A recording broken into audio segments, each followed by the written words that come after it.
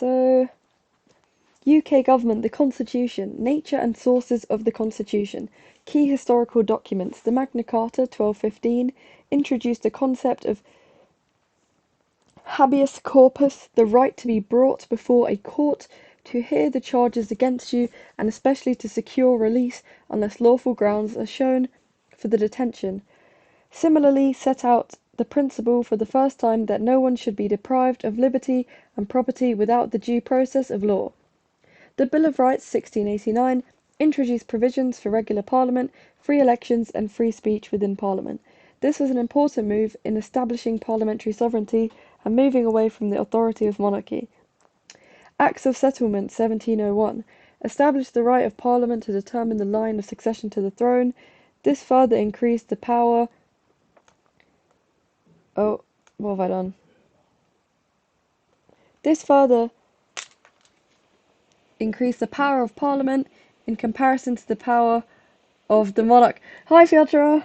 W script, thank you.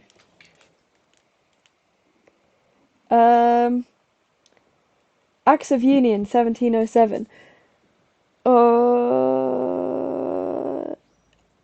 United both England and Scotland under one Parliament in Westminster, with representatives from both countries, increased the centralisation of power in the UK Parliament.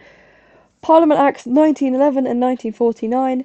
The 1911 Act set out that the House of Lords couldn't delay money bills and only had 2 years delaying power for other bills, rather than the veto they previously possessed.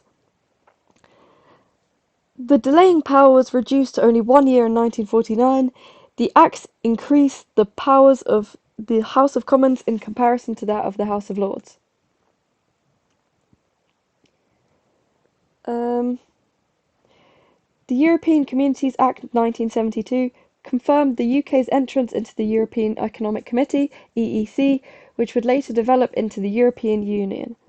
This also incurred the principle that EU law would take precedence over UK law, thus conflict arose. Therefore, parliamentary sovereignty was damaged. The UK-EU Withdrawal Agreement. Following the 2016 Brexit referendum, this act removed the UK from the European Union, returned power and sovereignty to UK Parliament. Statute, law, primary legislation and Acts of Parliament. One of the most significant sources of the UK's constitution are statute laws. These laws are passed by Parliament as Parliament is sovereign. This means statute laws are sovereign. The Freedom of Information Act 2000. Anyone can request information from public authorities, regardless of their nationality, age or location.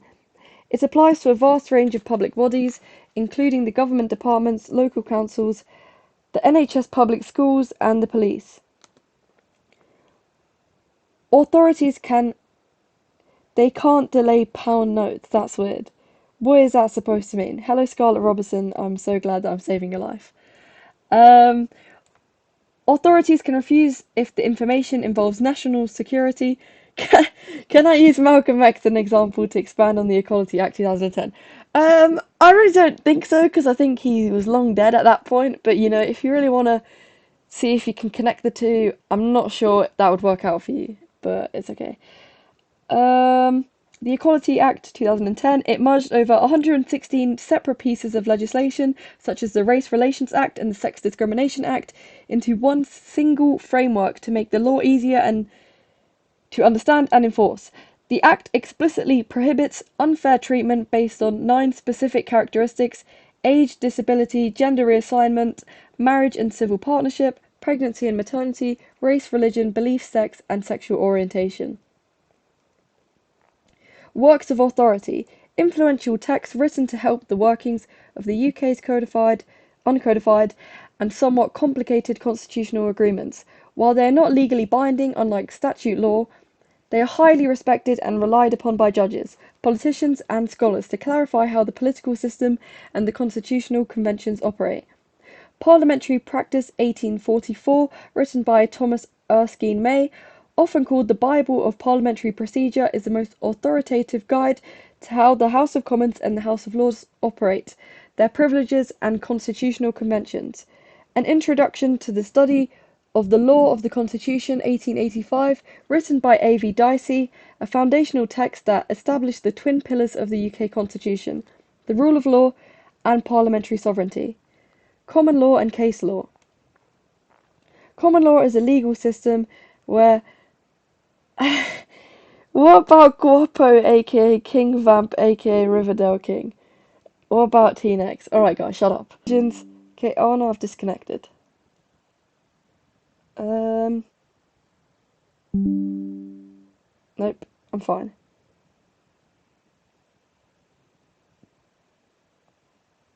Rather than relying solely on statutes. Donahue versus Stevenson, 1932.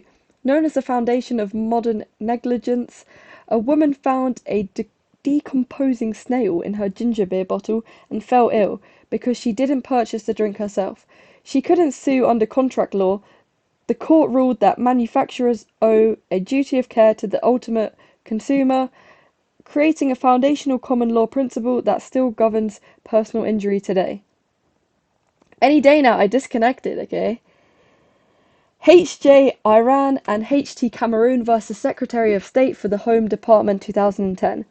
The Home Office routinely denied asylum to LGBTQ+ applicants by arguing that if they were deported back to their home countries where homosexuality was criminalized, they could simply stay safe by hiding their sexuality and living discreetly. The lower courts had ruled that expecting someone to hide their identity was reasonably tolerable. What about Kenyatta Fraser, aka Boy Barbie, aka T...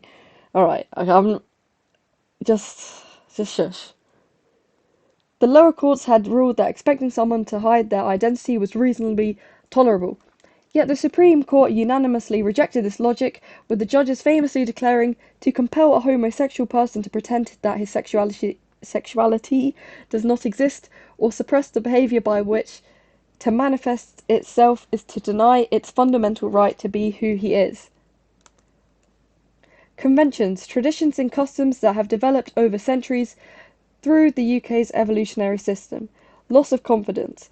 If a government loses a formal vote of no confidence in the House of Commons, the Prime Minister must resign or advise the monarch to dissolve Parliament and call a general election. Royal assent. By convention, the monarch must grant royal assent to any bill that has successfully been passed by both the House of Commons and the House of Lords. The power to veto legislation, however, has not been exercised since 1708. Treaties. Treaties are an additional source of the UK Constitution. The European Convention on Human Rights.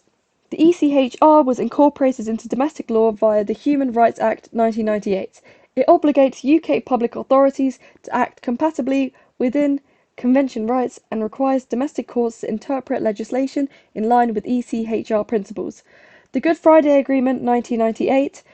This political treaty between the UK and Irish governments formed the basis of the devolved governance system in Northern Ireland, which we're going to go further into later.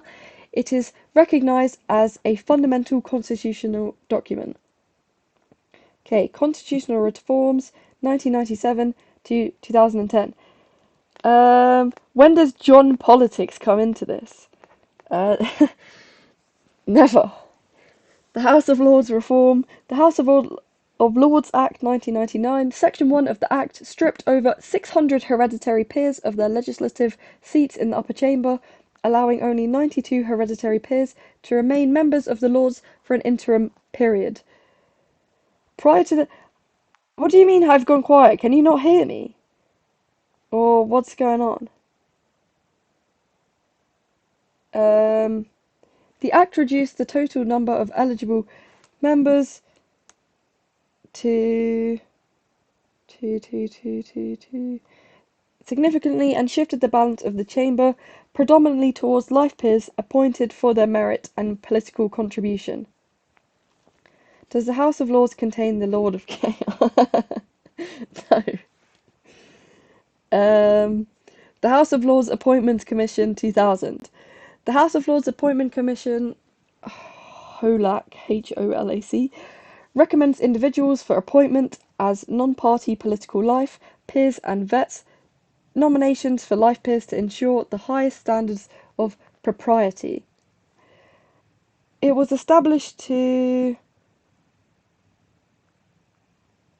ensure candidates meet the highest standard of propriety, ensure transparency through reducing the absolute patronage of the Prime Minister, and increase public trust and accountability in the appointments process. Stop talking about the Lord of Chaos. And increase public trust and accountability in the appointments process, and improve diversity through working towards creating a House of Lords that better represents the broad diversity of British society. Electoral reforms. Scottish Parliament 1999. The additional member system AMS was implemented into Scotland in 1919. A proportional voting method to elect members to the Scottish Parliament. It ensures that the total number of seats a political party wins closely matches its share of the overall vote. Reasons for its introduction include to prevent single-party dominance, to encourage cross-party cooperation, and to fix laws of first past the post. Voters receive 2 separate ballot papers when they enter the polling booth. Oh, I guess you were right then, Hoggy. There is electoral systems, and I had forgotten somehow. Whoops. Firstly, the constituency vote. Voters select a specific local candidate. The candidate with the most votes wins the seats via the traditional first-past-the-post system. There are 73 constituencies in Scotland. Secondly, the regional voters select a political party or an independent candidate. This vote is used to elect 56 additional members across 8 electoral regions to make the final outcome proportional. The 56 seats allocated using the D'Hondt formula. I don't know, what is that? I'm not even going to read that out because I don't know what that is. Welsh Parliament Senedd Cymru, 1999. The additional member system AMS was initially introduced into Wales in 1999 to balance constituency representation with fair proportional results. It ensures that small parties and varied viewpoints have a voice in Parliament. However, in 2026, Wales has adopted a new closed proportional list system. With this system, the Welsh electorate vote for a political party and its attached list of candidates. They could also vote for an independent candidate standing in the election. New members of the Senedd will be elected in order from party lists, or independent candidates will be elected where they win enough votes. Candidates elected using this system are decided using the D'Hondt formula, like in Scotland. Previously, the electorate had 2 votes. Under the AMS system, the first vote was to choose a candidate to represent the constituency, and the second vote was usually all quiet on the frontal lobe. What? Are you insulting me? To represent the region of Wales voters lived in. Yet, in 2026, voters now cast a single vote to select the political party or an independent candidate they want to represent your constituency. Northern Irish Assembly, 1998. The single transferable vote (STV) system was introduced to prevent the dominance of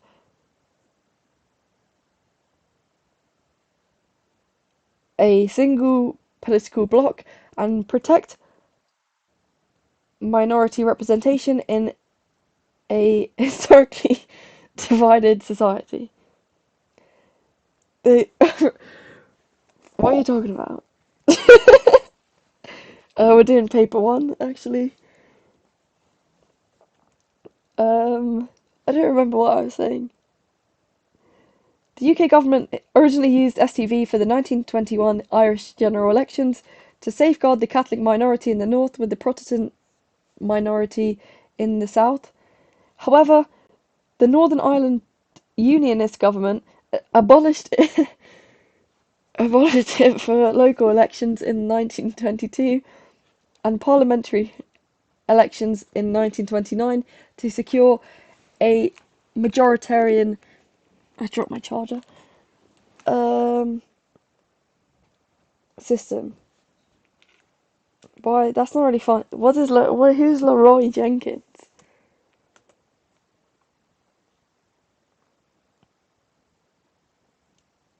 Um, STV was permanently enshrined in the Belfast Good Friday Agreement in 1998. A majoritarian system like first past the post was entirely incompatible with maintaining peace. In this system, voters rank candidates and the Droop quota allocates the seats. The Jenkins Commission Report, 1998. The report recommended replacing the UK's first past the post system with a brand new hybrid model called the Alternative Vote Plus (AV Plus) system, also known as the AV top-up system. Commissioned by Tony Blair's Labour government following a 1997 manifesto pledge, the inquiry was chaired by former Home Secretary and Chancellor Lord Roy Jenkins. The government requested an alternative system that balanced four strict criteria: broad proportionality, stable government, extended voter choice, and the maintenance of a geographical link between MPs and constituencies. Despite the Commission delivering its report on schedule in October of 1998, the recommendations were never implemented.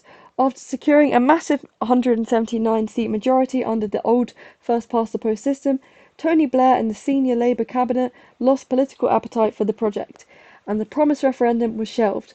The concept of AV resurfaced over a decade later during the 2011 UK AV referendum, but that vote proposed a pure, non-proportional alternative vote system without the plus top-up seats, recommended by Roy Jenkins.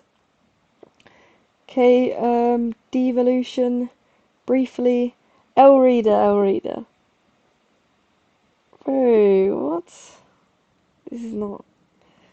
Guys, come on. The Scotland Act 1998 established a Scottish Parliament with primary legislative powers over areas not explicitly reserved to Westminster, for example health, education and justice. The Government of Wales Act 1998 established a National Assembly for Wales, which initially possessed only secondary legislative powers. The Northern Ireland Act 1998 introduced a power-sharing assembly designed to ensure cross-community governance. The Government of Wales Act 2006 separated the executive and the legislature. The Greater London Authority Act 1999 established a new tier of strategic citywide governance for the capital, consisting of a directly elected Mayor of London and a scrutinising London Assembly. Devolved executive powers over key public services from the central government by creating dedicated functional bodies like Transport for London, TfL and Metropolitan Police Authority. You're gonna make me Northern Ireland act out in a minute. What is that supposed to mean? Alright? The Human Rights Act 1998 shifts in judicial interpretation. Section 3. The Human Rights Act granted UK courts unprecedented interpretive powers. Under Section 3, judges are required to interpret all primary and secondary legislation to be compatible with European Convention on Human Rights, so far as it is possible to do so. This occasionally forces courts to read words into a statute or strain the literal meaning of text to prevent human rights violations, fundamentally changing how statutory interpretation works in the UK. The creation of Declarations of Incompatibility, Section 4, to prevent the judiciary from striking down laws which would violate the parliamentary sovereignty. The HRA introduced the Declaration of Incompatibility. If a court finds a law violates the convention and cannot be interpreted compatibly under Section 3, it issues a formal declaration. L-Stream, read the chat, read my chats. I don't want to read your chat. Stop saying L-Reader and L-Stream, please. New legal obligations on public authority, Section 6. The Act made it explicitly unlawful for any public authority to act in a way that is incompatible with an ECHR right. Courts, police forces, local councils and government departments became legally bound by human rights law. Wait, if you take a quick break and beat Geometry Dash level thinking space, I'll send 4,000 gifted. No, sorry, I can't do that. Okay, I don't even have Geometry Dash. So if someone wants to get me Geometry Dash, then I'll play it. I think it's Paper 3, it's not. This changed the nature of the administrative law, giving citizens the constitutional mechanics to directly sue the government or public bodies in domestic courts for rights abuses rather than taking cases to Strasbourg. Mandatory legislative scrutiny. Section 19. Ministers introducing any new bill to Parliament must now make a formal statement of compatibility under Section 19. They must declare either that the bill complies with the ECHR or that they wish to proceed even though it does not.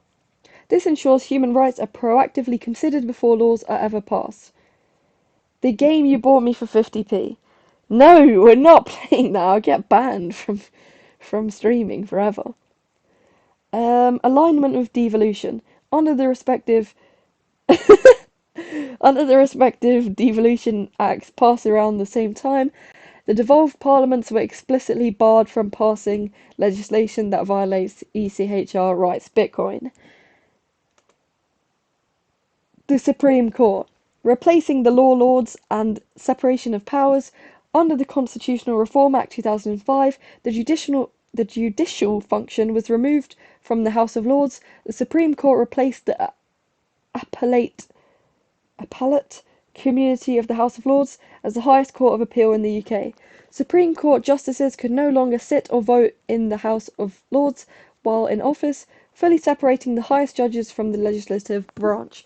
We're going to talk more about the Supreme Court later, so stay tuned and such. Reforming the Lord Chancellor. Previously, the Lord Chancellor was simultaneously a government minister, a member of the House of Lords, and head of the judiciary in England and Wales. Under the reforms, the Lord Chief Justice became the new head of the judiciary. Independent appointments. A new Judicial Appointments Commission (JAC) was established for England and Wales to select judges transparently on merit, removing direct political interference from the appointments process. Okay, can I argue that the Truth DT displays presidential energy? No, you can't. Okay, you can't do that. Constitutional reforms 2010 to 2015. Fixed Terms Parliament Act 2011. Functions of the Act. The Fixed Term Parliaments Act was a UK law that established 5-year intervals between general elections, removing the Prime Minister's power to call snap elections. Alright, Scarlett Robertson, are you joking or not? Obviously not. No, it's not. I forgot what I was saying now. No, it's not. Don't listen to him. It's not. Removing the... An early election could only be called if 2/3 of all MPs voted for one, or if the government lost a formal vote of no confidence and failed to win a confidence vote within the 14 days. It's not... That's not in the paper. The Liberal Democrats feared the Conservatives might call a snap election early to win an outright majority. The Act provided insurance that the government would last a full 5-year term, thus it was introduced. The Dissolution and Calling of Parliaments Act 2022.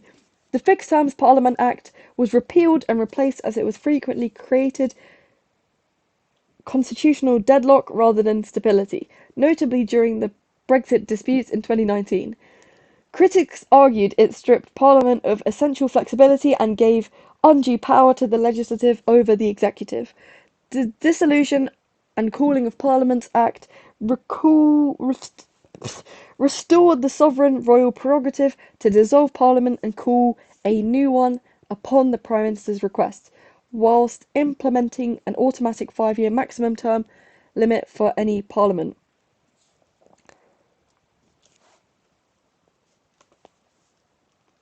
Further devolution to Wales. The Welsh devolution referendum 2011. The referendum was called to decide whether the National Assembly for Wales should gain direct law-making powers without requiring approval from the UK Parliament. Voters overwhelmingly approved the measure, with 63.5% voting yes and 36.5% voting no. The voter turnout was quite low, however, at only 35.6%. The Silk Commission, established by the UK government on the 11th of October 2011, to review the financial and constitutional arrangements of Welsh devolution. Chaired by Sir Paul Silk, a former clerk to the National Assembly for Wales, the commission featured a cross-party political members alongside independent figures. It concluded its work in March 2014 after publishing two landmark reports that fundamentally reshaped the governance of Wales. The Wales Act 2014. Following the Silk Commission's recommendations, the UK's Parliament passed the Wales Act 2014, which devolved the first financial powers to the Assembly. This included the ability to create and collect devolved taxes such as landfill tax and stamp duty land tax, and granted borrowing powers. The St David's Day Agreement 2015. In February of 2015, the UK government published the St David's Day Agreement, which laid the groundwork to transition Wales into a reserved powers model, similar to Scotland, meaning the Senate could legislate on any matter not explicitly reserved by Westminster. So what's going on in the chat? How do you feel? No! Scarlett Robinson, it's not over, don't worry about it. Just, there's no American politics tomorrow, and it's pretty bad that you would think that there would be. But it's okay other than that. We're here. So this will, yes, thank you, this will save you. So further devolution to Scotland. Constitutional reforms 2015 to present. The Scottish independence referendum 2014. The No campaign, Better Together, won with 2,001,926 votes, 55.3%, whilst the Yes campaign, Yes Scotland, secured 1,617,989 votes, 44.7%. Reached a historic 84.6% voter turnout, the highest recorded turnout for any UK election or referendum since universal suffrage. For the first time in the UK, the voting age was lowered to allow 16 and 17-year-olds to participate. What's Hoggy said? Can we play spin the ball? No, we can't. Sorry, that's not part of the stream. There's not American politics, okay? No American politics. Stop saying that. The Scotland Act 2016 followed the referendum. The Scotland Act devolved a multitude of key powers to Holyrood: taxation and finance, income tax. The Scottish Parliament gained the authority to set all rates and bands for non-saving and non-divided income, allowing it to create its own progressive tax system independent of the rest of the UK. VAT. A portion of VAT generated in Scotland is assigned directly to the Scottish Government's budget. Other levies. Devolved powers including the management of air passenger duty, air departure tax, and the aggregates levy. It's a secret topic that appears every 5 to 6 years.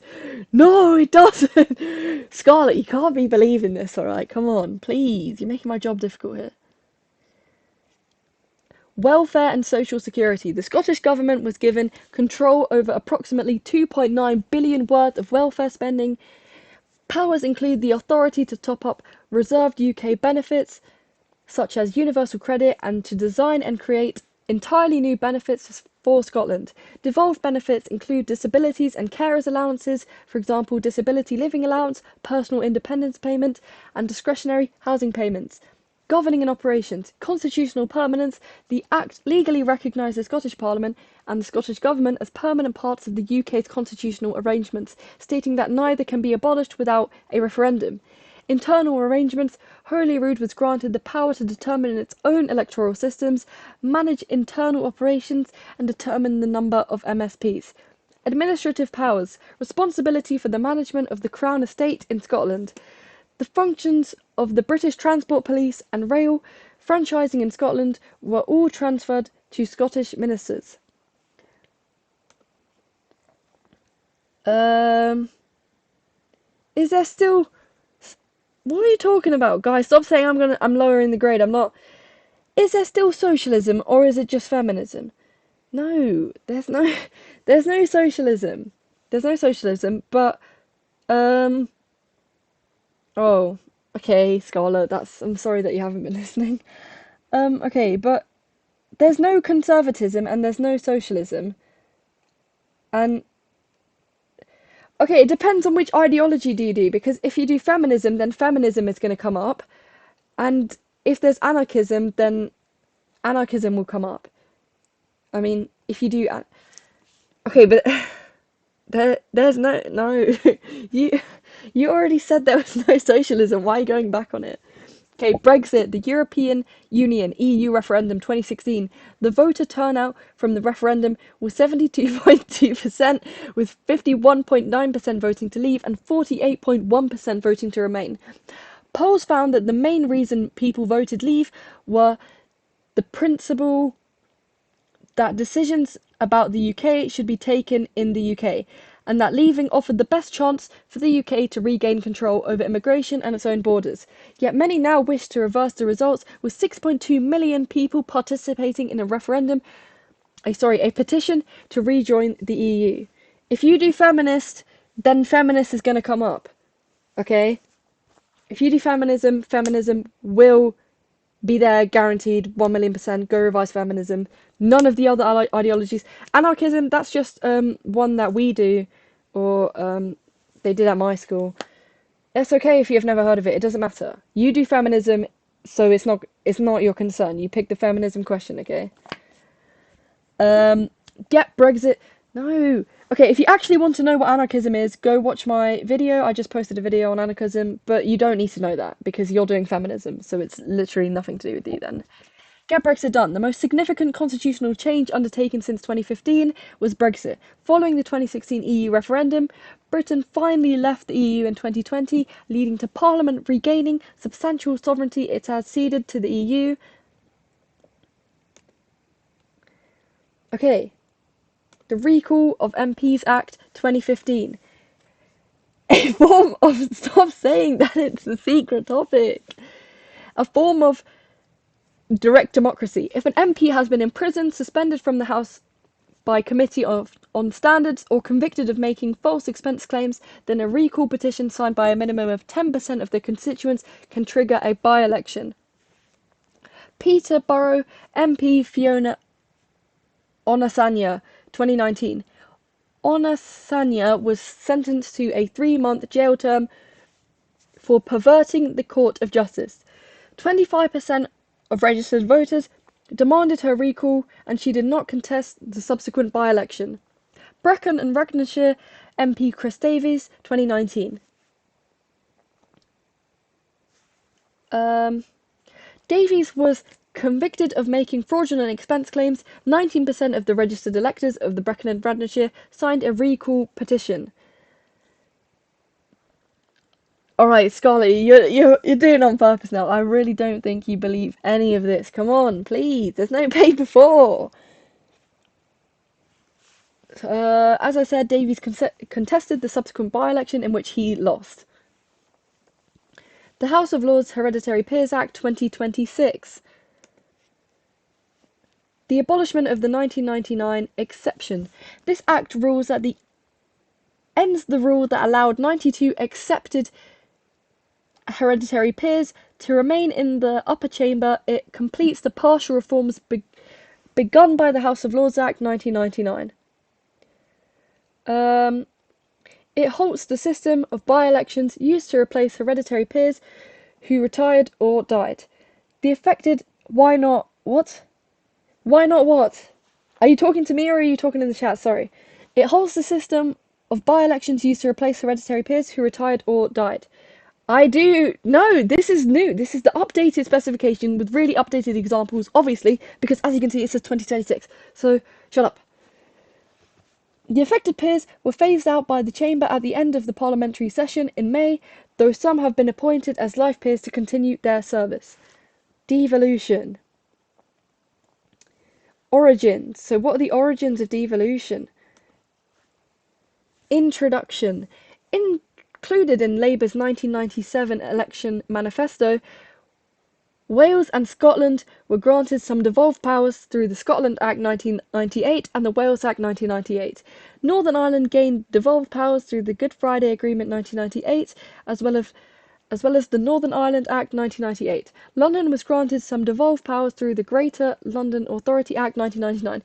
As you know, we've touched on these earlier, but we're just quickly going over them again, and then we're going to go over them in further detail. So a lot of this is going to be kind of repeating the same points, but for different ways to applicate different applications to the specification.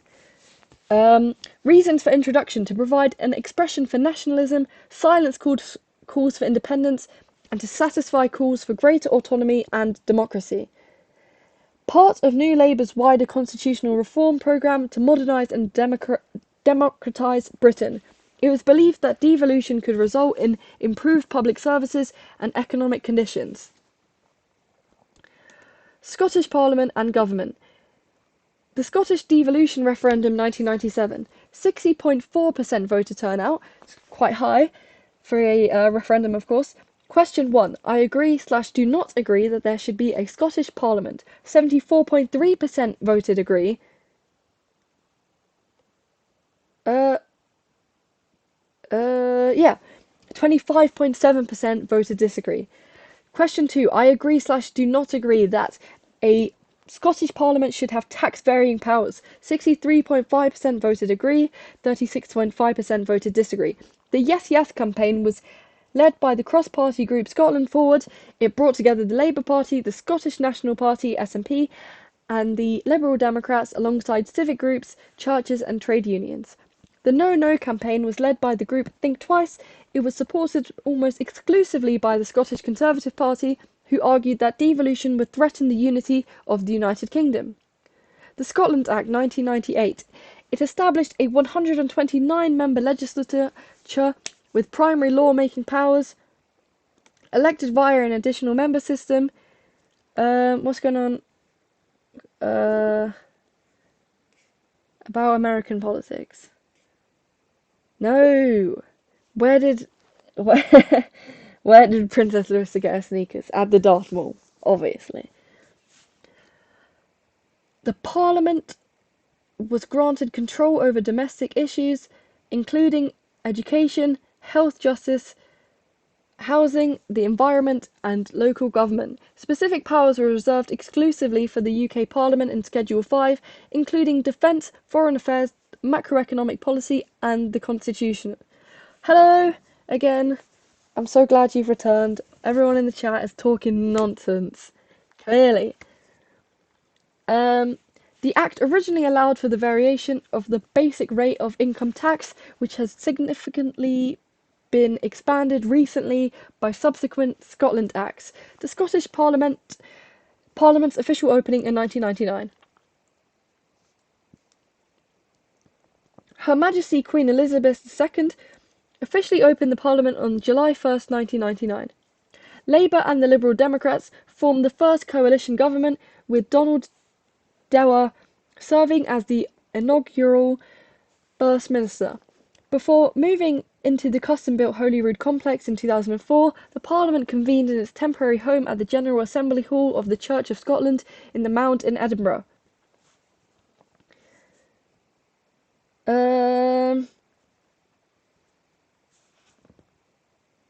There's not a source question on American politics and socialism.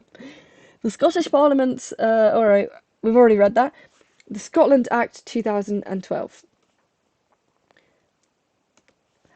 Amended the Scotland Act 1998 to transfer significant fiscal borrowing and regulatory powers from Westminster to the Scottish Parliament. Based on the recommendation of the Cowman Commission, it represented the largest devolution of financial responsibilities to Scotland since the creation of Scottish Parliament in 1999. We've already said that. We've already gone over that, so we're not going to go over that again. This part of it. This part, we've gone over that as well. Yeah, we've gone over all of that already. The development 2020 to 2026.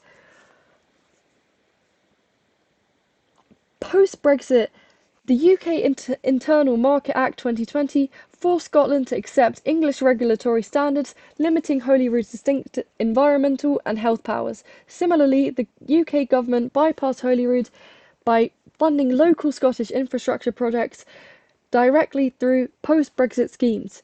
During COVID-19, Scotland independently used its devolved health powers to implement stricter lockdown timelines and public health mandates than England. I know someone that said the socialist. Oh, I know someone who said that. I wonder who. Let's think about who. Possibly in the chat that might have said that. The socialist woman who I forgot the name of. Well, you'd have to.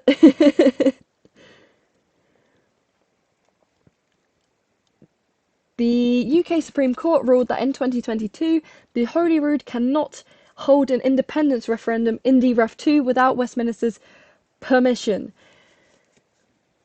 The UK already said that.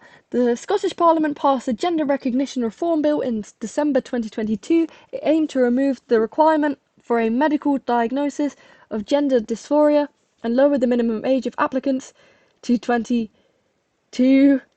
16. However, in 2023, Westminster deployed Section 35 for the first time to veto the bill, a decision upheld by courts. The YouTube woman, which I forgot the name of. Alright, cheers. What are our opinions on Supreme Court?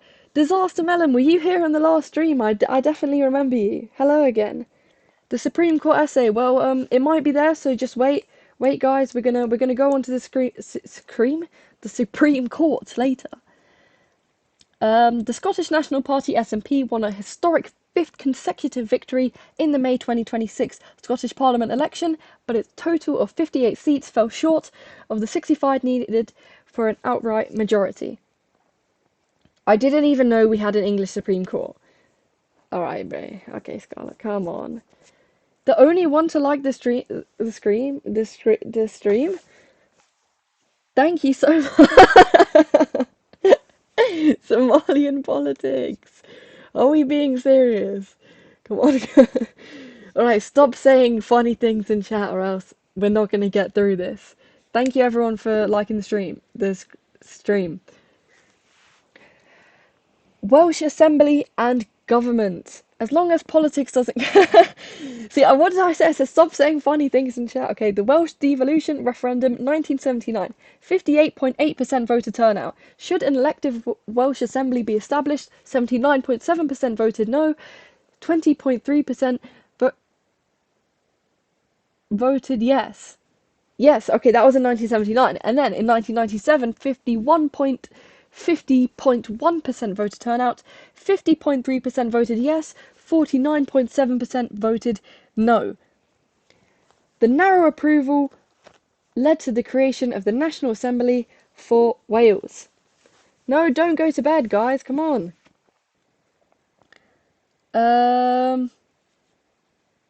Deep sea politics. What are we actually talking about here? Guys, come on. John Wales. Okay, the Government of Wales Act 1998 established the National Assembly for Wales, transferred the executive powers and duties previously held by the UK's Government Secretary of State for Wales to the new Assembly. Under the original 1998 framework, the Assembly did not have all the power to pass primary legislation, Acts of Parliament. Instead, it could only create subordinate legislation such as statutory instruments, rules and regulations. The Act specified 18 fields of responsibility transferred to Welsh control, including agriculture, forestry, fisheries and food, education and training, health and health services, local government and housing, economic development and industry, the environment, transport and planning, the Welsh language, culture and sport. Did I do something wrong? Why are you restating the statistics? 50.1% turnout, 50.3% voted yes, and 49.7% voted no. What is wrong with that? Extraterrestrial politics might come up tomorrow. Maybe. It might come up. The Government of Wales Act 2006 fundamentally reformed the devolution framework in Wales by transforming the legislature into a fully fledged law-making body, creating a separate executive branch. It replaced the original system set up under the Government Act of Wales 1998. We already went over this, we already went over that, we already went over that. If you need to pause and look at it again, you can do so. Okay, going down to here. Oh, my computer's lagging. It's okay. Okay, you're making notes. Okay, sorry. You make all the notes you wish. I'm sorry. Um, The Wales Act 2017 shifted Wales to a reserved powers model. This means the Senedd had the right to legislate on any matter except those explicitly reserved to the UK Parliament, such as defence, foreign affairs and macroeconomics. It also allowed for the devolution of a portion of income tax. Senedd and Election Wales Act 2020 officially changed the name of the National Assembly for Wales to the Senedd Cymru Welsh Parliament. It also lowered the minimum voting age from 18 to 16 for Senedd elections, allowing young people to vote for the first time starting with May 2021 as Senedd election. Gave the Senedd financial and oversight responsibilities regarding the work of the Electoral Commission in relation to the devolved Welsh elections and referendums. Senedd expansion 2026. The Senedd expanded from 60 to 96 members, and the 40 old constituencies were reorganised into 16 new ones to reflect growing legislative responsibilities.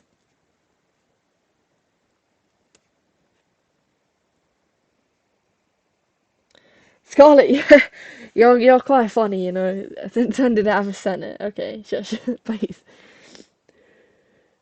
Northern Irish Assembly and Executive. Okay, the Good Friday Agreement, 1998. I want to question how deep sea politics affects the intergalactic trade circles. You know what? For your sake, I hope that comes up.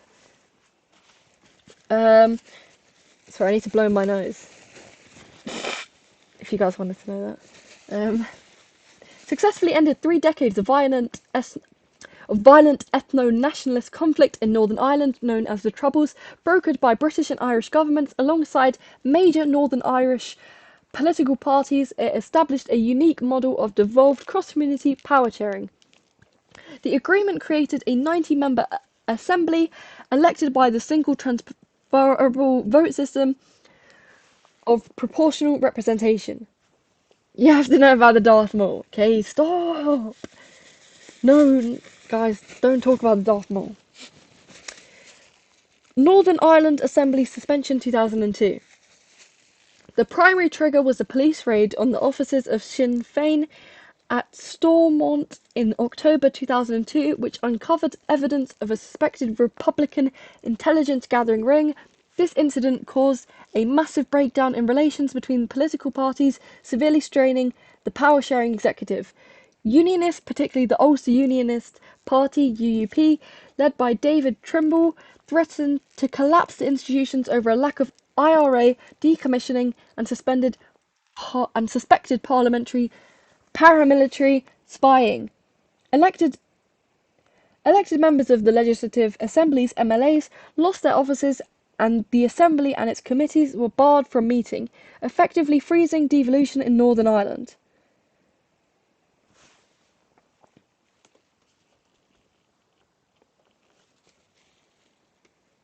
The St Andrews Agreement 2006, a landmark political accord reached on the 13th of October 2006 that paved the way for the restoration of power sharing in Northern Ireland.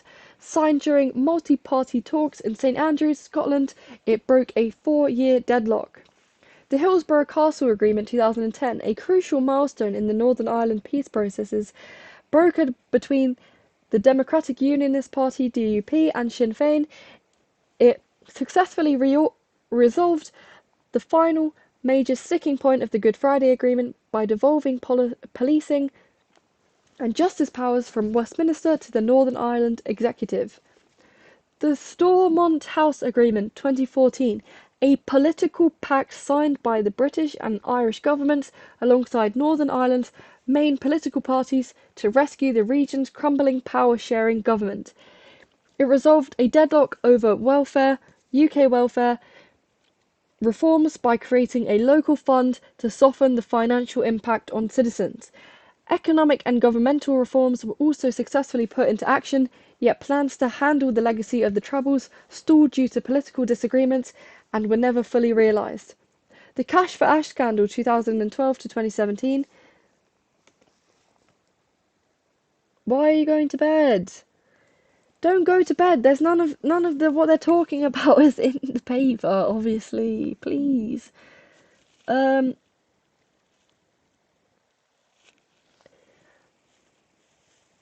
Okay, well, if you're going to sleep, then good night. Good night, then, Scarlett.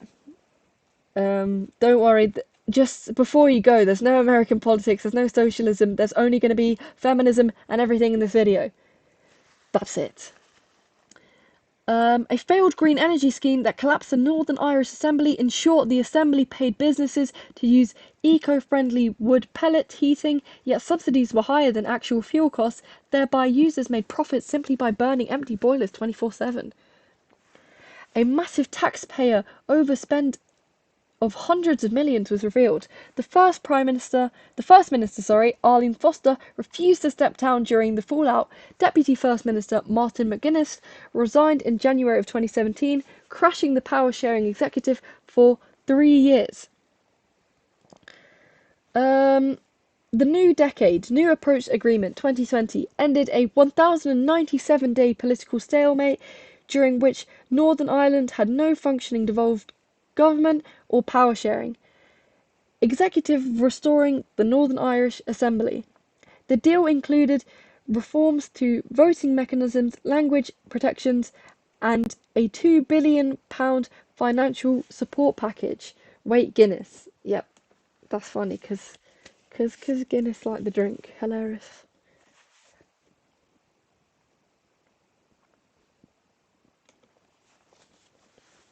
Northern Irish Assembly suspension 2022. The Northern Ireland Assembly was effectively suspended in February of 2022 when the Democratic Unionist Party (DUP) withdrew its First Minister in protest over the Northern Ireland Protocol. Despite subsequent elections, a 24-month deadlock ensued as the DUP refused to elect a speaker unless the post-Brexit trade arrangements were resolved.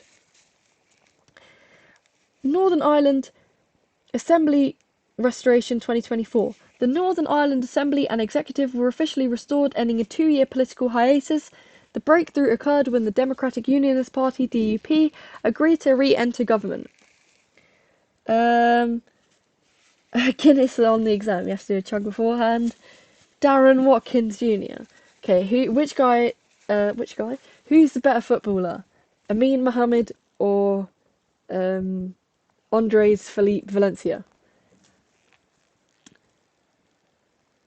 The restoration paved the way for vital public sector pay settlements and the formation of localised executive addressing a backlog of major financial and administrative challenges.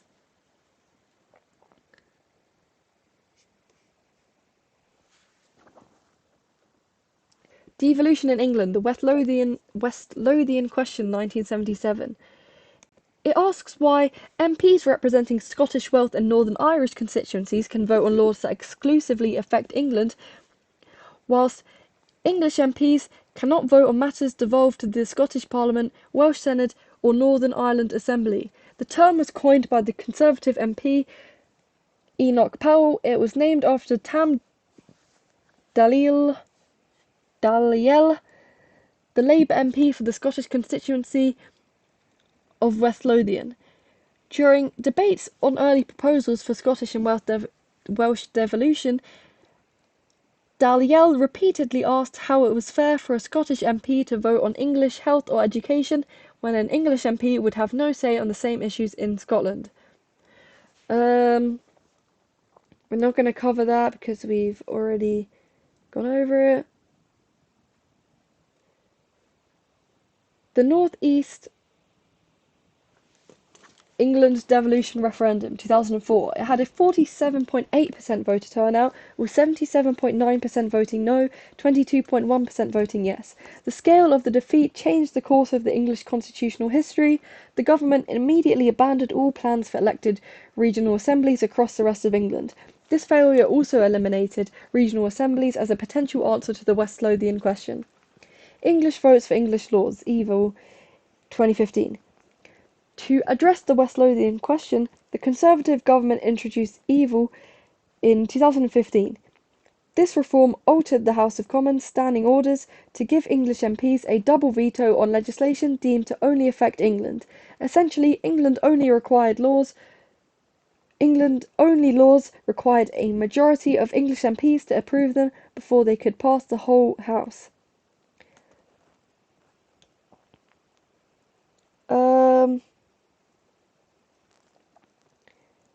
Evil was heavily criticised by the Labour Party and other opponents who argued it created two tiers of MPs and obstructed governance. The government abolished the Evil standing orders in 2021. Metro Mayors 2017. The position was created under the Cities and Local Governments Devolution Act 2016 to oversee the devolved powers across city regions. The initial 6 Metro Mayors were elected in Cambridgeshire and Peterborough, Greater Manchester, the Liverpool City region, the Tees Valley, the West of England, and the West Midlands. Additional Metro Mayors were introduced in phases, including South Yorkshire in 2018, the North of Tyne in 2019, West Yorkshire in 2021, and further regions like the East Midlands and York and North Yorkshire in 2024. The best Lib Dem MP is Sawar Shamshir. I don't think he's an MP, but he definitely would be had he been in government.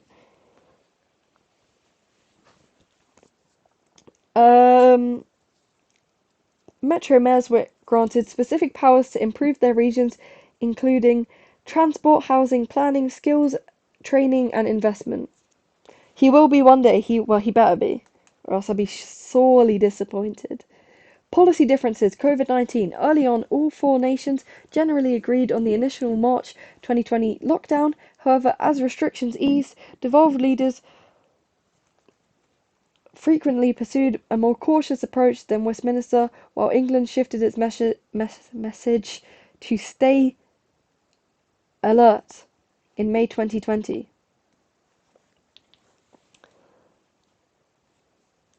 Scotland, Wales and Northern Ireland kept the stay-at-home messaging longer. Rules on pub openings, alcohol sales and the hospitality sector varied. Wales frequently introduced stricter bans on indoor drinking and travel between high and low risk zones earlier than England. Sorry, I'm just wiping my glasses. Okay. Education. England emphasises a knowledge-based national curriculum. Secondary students follow a strict Key Stage 4 programme, culminating in GCSEs at age 16, followed typically by A-levels at age 18. Features a heavy centralised market-oriented framework with a large network of academies and free schools that receive funding directly from the central government, bypassing traditional local authorities. Domestic students are typically charged up to £9,250 per year in tuition fees. Scotland utilises the curriculum for excellence. Unlike the English model, the curriculum for excellence focuses on a broad range of skills and holistic approach over deep subject knowledge. Oh my god. Secondary pupils take national... What is wrong with me? National 4s and 5s, hires and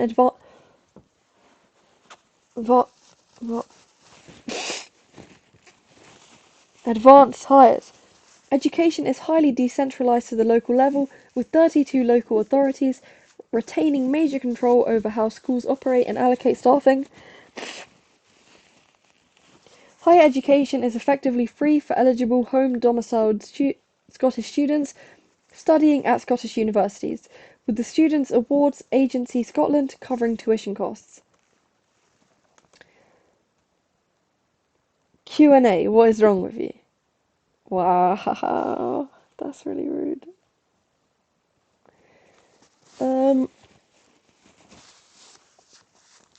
Northern Ireland. Have I scrolled too far? No, Wales. Features the unified curriculum for Wales, which focuses heavily on broad competencies, health and well-being. Qualifications are transitioning to new rules overseen by Qualifications Wales, relies heavily on consortia of local authorities to support school improvement, moving increasingly towards a middle-tier system.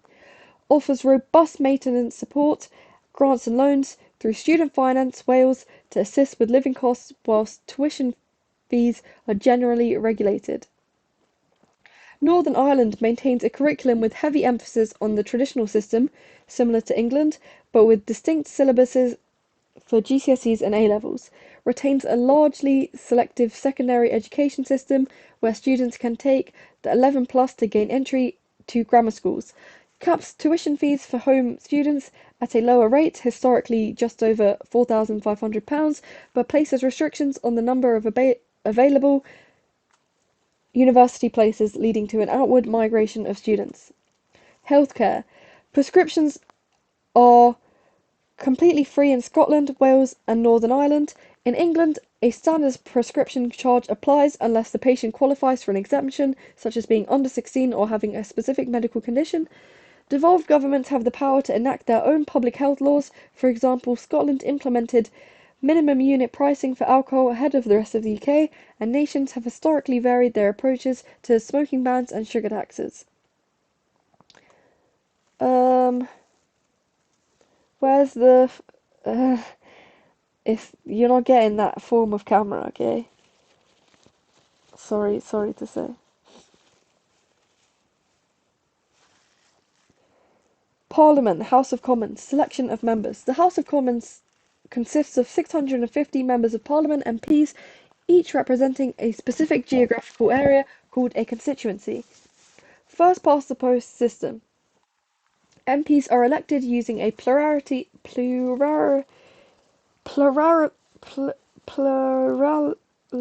voting system. Voters cast a single vote for a candidate in their constituency, and the candidate with the most votes wins. General elections. These must take place at least once every 5 years. The Prime Minister can also trigger an early election under specific constitutional mechanisms. Exclusive powers of the House of Commons. Financial primary. Only the House of Commons can introduce bills regarding taxation or public spending known as money bills. The House of Lords cannot amend or delay these bills for more than 1 month. Overriding the House of Lords. Under the Parliaments Act 1911 and 1949, the Commons can pass most non-financial legislation without the consent of the House of Lords. If the Lords rejects it in 2 consecutive parliamentary sessions, Tony Blair invoked the Acts to equalise the age of consent to 16 for homosexuals and heterosexuals under the Sexual Offences Act 2000. Blair also did this to ban hunting with dogs with the Hunting Act 2004. Motions of no confidence.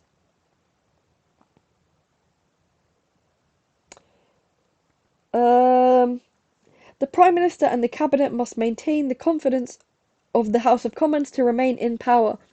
If the House of Commons passes a formal motion of no confidence in government, the Prime Minister must either resign or call a general election. In 1979, nationalist parties that were upholding a minority Labour government in confidence supply agreement withdrew their support, which brought down the Callaghan government and triggered the 1979 general election.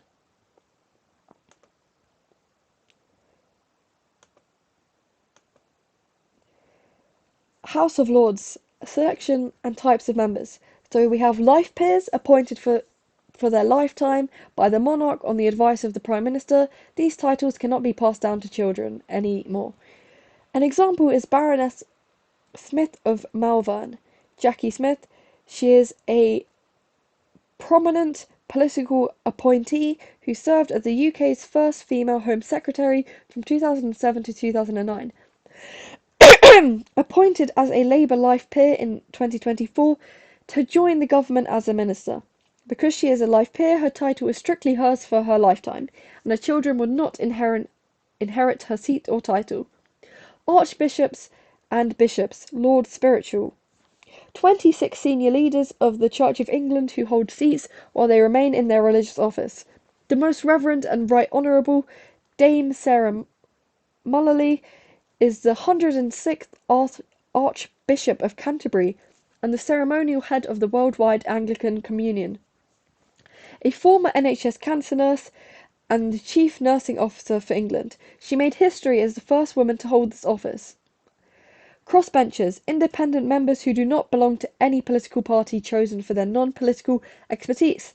Lord Anderson of Ipswich, David Anderson, one of the UK's most distinguished legal minds, having spent decades working as a prominent King Counsel, specialising in public law and human rights. He was appointed as an independent crossbench life peer in 2018 based on his legal expertise, uses his seat to scrutinise and improve legislation regarding human rights, cybersecurity and national security, ensuring laws are legally sound without taking a partisan political side. Main functions focus on legislation. Members spend over half their time scrutinising, debating and amending bills. It functions highly effectively as a revising chamber, catching errors and improving technical details that the Commons may have rushed. Scrutinising, the peers question government ministers and debate public policy. Lord Select Committees are highly respected for producing deep, non-partisan political reports on complex issues like science, economics and foreign policy. Public debate. The Chamber provides a high-profile forum to discuss sensitive, ethical or long-term issues that elected politicians might avoid for electoral reasons.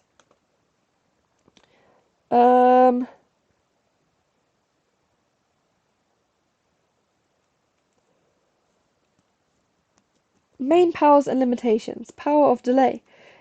The Lords can delay non-financial legislation for up to 1 year. If the Commons passes the bill again within the next session, it becomes law anyways under the Parliaments Act.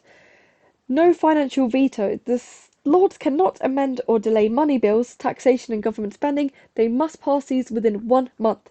The Salisbury Convention. Under this convention, the House of Lords will not oppose a bill at its second or third reading if that bill was clearly outlined in the governing party's election manifesto.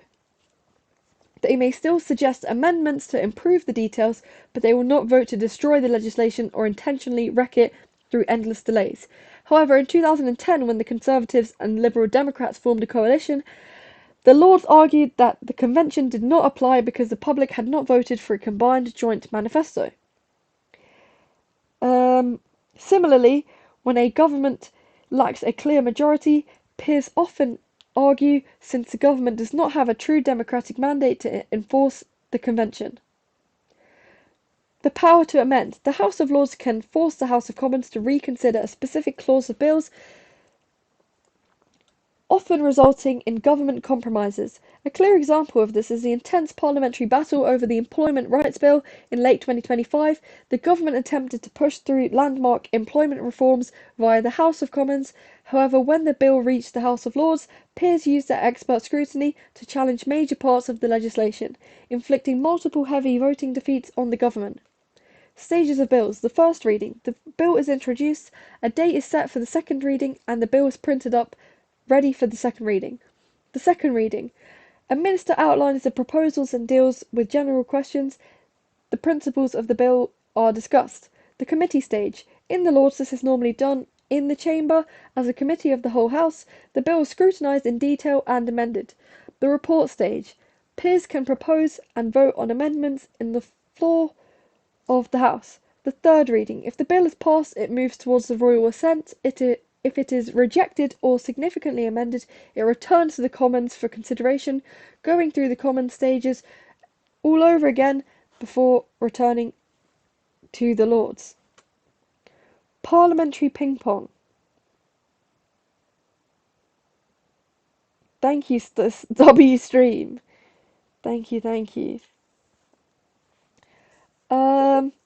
Parliamentary ping-pong. Parliamentary ping-pong is a financial legislative stage in the UK Parliament where a bill bounces back and forth between the House of Commons and the House of Lords.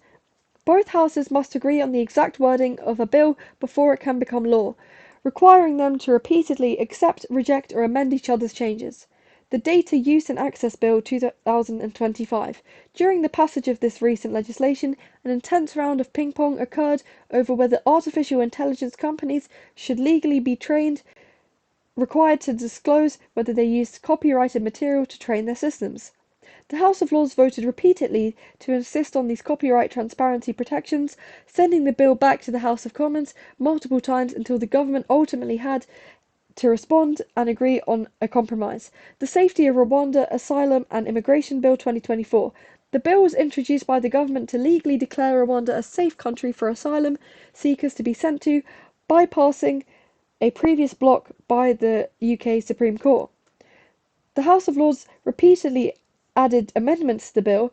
They demanded independent verification of Rwanda's safety before flights could take off and wanted exemption to protect foreign nationals who had served alongside the UK military.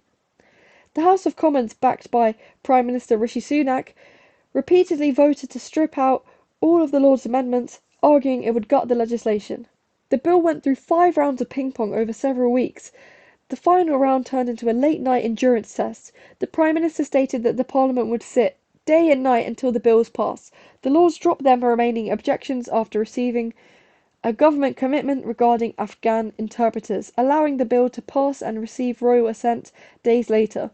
To clean up the statute books and completely erase the policy, the new government introduced the Border Security, Asylum and Immigration Bill.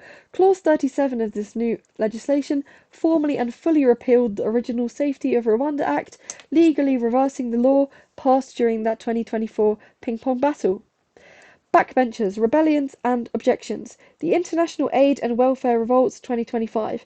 In early 2025, Prime Minister Sir Keir Starmer announced that the UK's Overseas Development Aid (ODA) would be cut down from 0.5% of the gross national income down to 0.3%, to fast-track defence spending to 2.5% of GDP.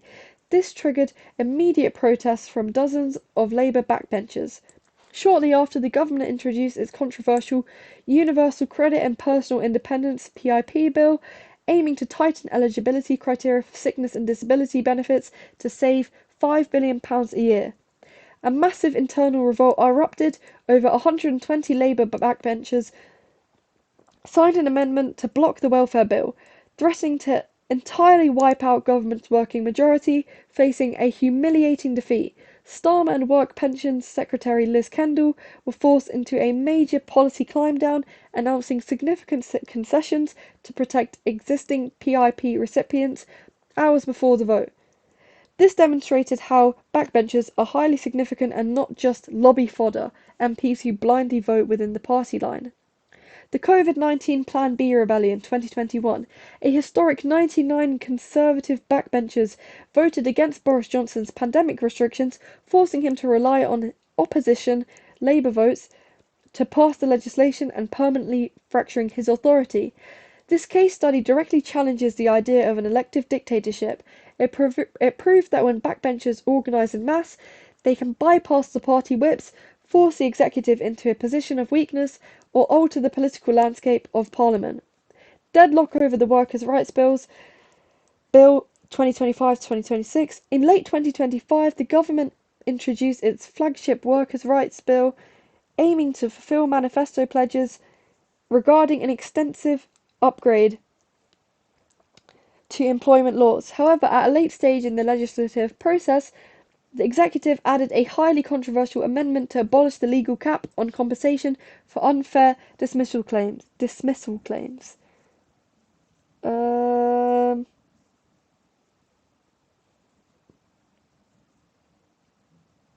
House of Lords backbenchers, consisting of Conservative peers, Liberal Democrats and independent crossbenchers, organised an intense scrutiny campaign.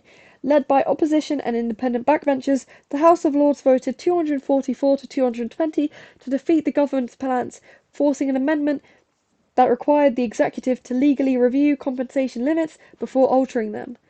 While the House of Commons backbenchers can be controlled by a government's massive majority and party whips, the House of Lords backbenchers are far less significant when it comes to legislative scrutiny. Lords backbenchers do not face re-election and do not fear the patronage of the Prime Minister. This case study proves they are structurally capable of stalling major executive legislation, forcing the government into a multi-month constitutional standoff until a compromise is reached.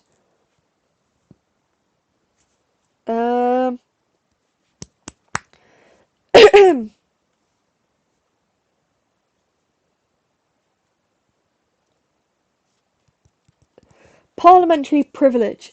Column Eastwood, 2021. The SDLP leader used privilege to name Soldier F, a British paratrooper involved in Bloody Sunday. A judge had previously granted Soldier F strict anonymity outside of Parliament. Identifying him would have constituted a breach of court order and potential contempt of court. Highlighting how parliamentary privilege allows MPs to speak freely on issues of public interest without fear of legal or civil prosecution. John Hemming MP and the Ryan Giggs Super Injunction 2011. In 2011, the English footballer Ryan Giggs obtained a highly restrictive legal super injunction. This court order made it illegal for the British media to report on an alleged extramarital affair or even mention that an injunction existed. The restriction caused a public outcry regarding free speech. During a parliamentary debate on privacy orders, Liberal Democrat backbench MP John Hemming used parliamentary privilege to state that it was impractical to police the internet, explicitly naming Ryan Giggs as the person behind the injunction. Parliamentary privilege prevents wealthy public figures from using the judiciary to muzzle the free press. By naming Giggs in the chamber, Hemming enabled media outlets to report the name under protected parliamentary reporting laws.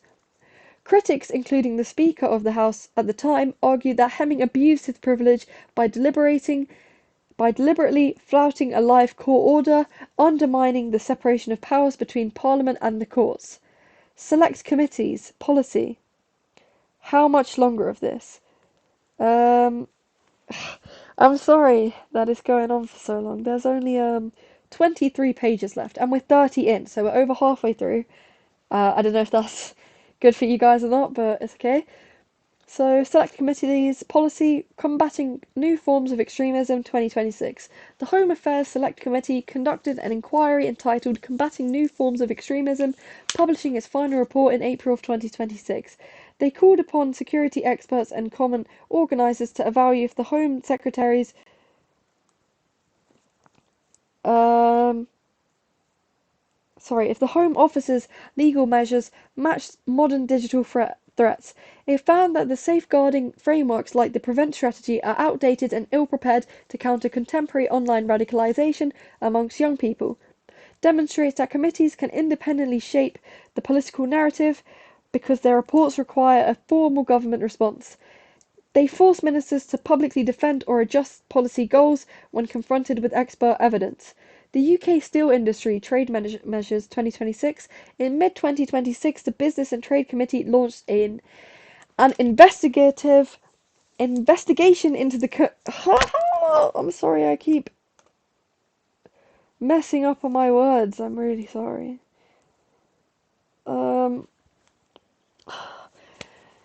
In mid-2026, the Business and Trade Committee launched an investigation into the government's intervention regarding British Steel's primary manufacturing sites. The committee scrutinised the structural policy switch towards eco-friendly electric arc furnaces, analysing whether government-allocated grants would successfully protect domestic steel supply chains or leave vital infrastructure reliant on expensive imports.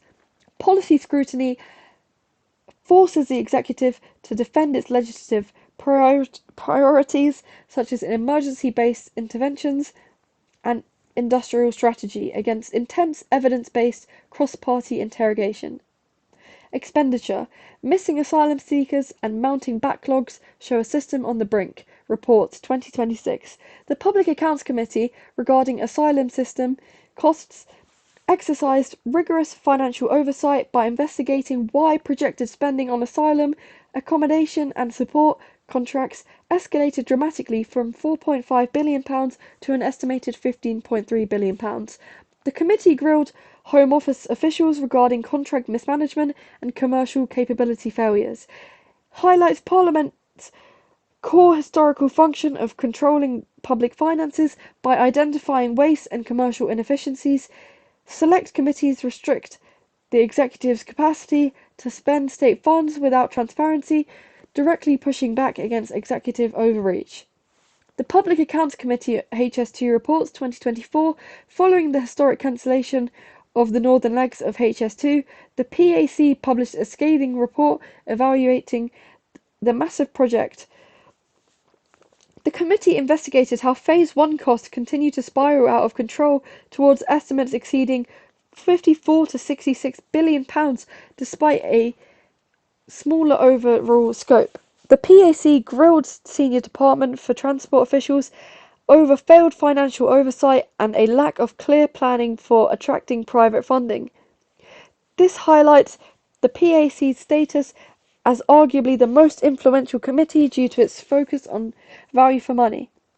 Demonstrates how select committees restrict the executive's capacity to mismanage public finances. It shows that even major infrastructure projects, backed by multiple prime ministers, remain answerable to parliamentary financial oversight. I know you love HS2.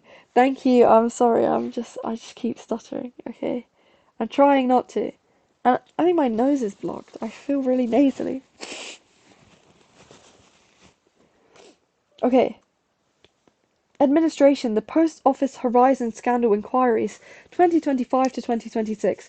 The Post Office Horizon Scandal was a massive miscarriage of justice where the British Post Office wrongfully blamed thousands of innocent sub-postmasters for financial shortfalls that were actually caused by bugs in their new Fujitsu Horizon IT system. Between 1999 and 2015, the Post Office relentlessly prosecuted over 700 branch managers for fraud and theft, leading to false imprisonments, bankruptcy, and destroying lives before the software errors and institutional cover-up were legally exposed. The Business and Trade Committee's investigations found that despite £1.44 billion distributed to over 11,300 claimants, serious structural failings persist in delivering redress for victims of the Horizon scandal. Lawmakers cited that there were unacceptable delays, inadequate offers, and administrative processes that re-traumatized claimants. This type of work exposes structural incompetence within executive departments. It prevents ministers from hiding behind the shield of civil service or anonymity, forcing accountability down to individual government agencies. NHS restructuring 2025 to 2026. The Health and Social Care Committee initiated oversight hearings into the Department of Health and Social Care's massive operational transition to merge the NHS England Central Administration back into the core government department. The committee focused its investigation on the administrative reality of cutting roughly 18,000 central staff posts and halving running budgets for the Regional Integrated Cafe Boards (ICBs). This is a direct check on the administrative implementation of laws. The role and significance of the opposition. Politics speaking. Is there a politics speaking exam in paper 4, guys? Are you going to go over feminism? No, I'm really sorry. I'm not going over feminism. I apologise.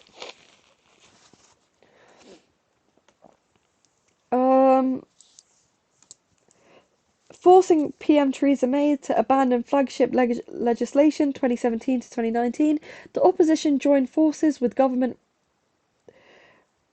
rebels to pass an amendment to the EU Withdrawal Act.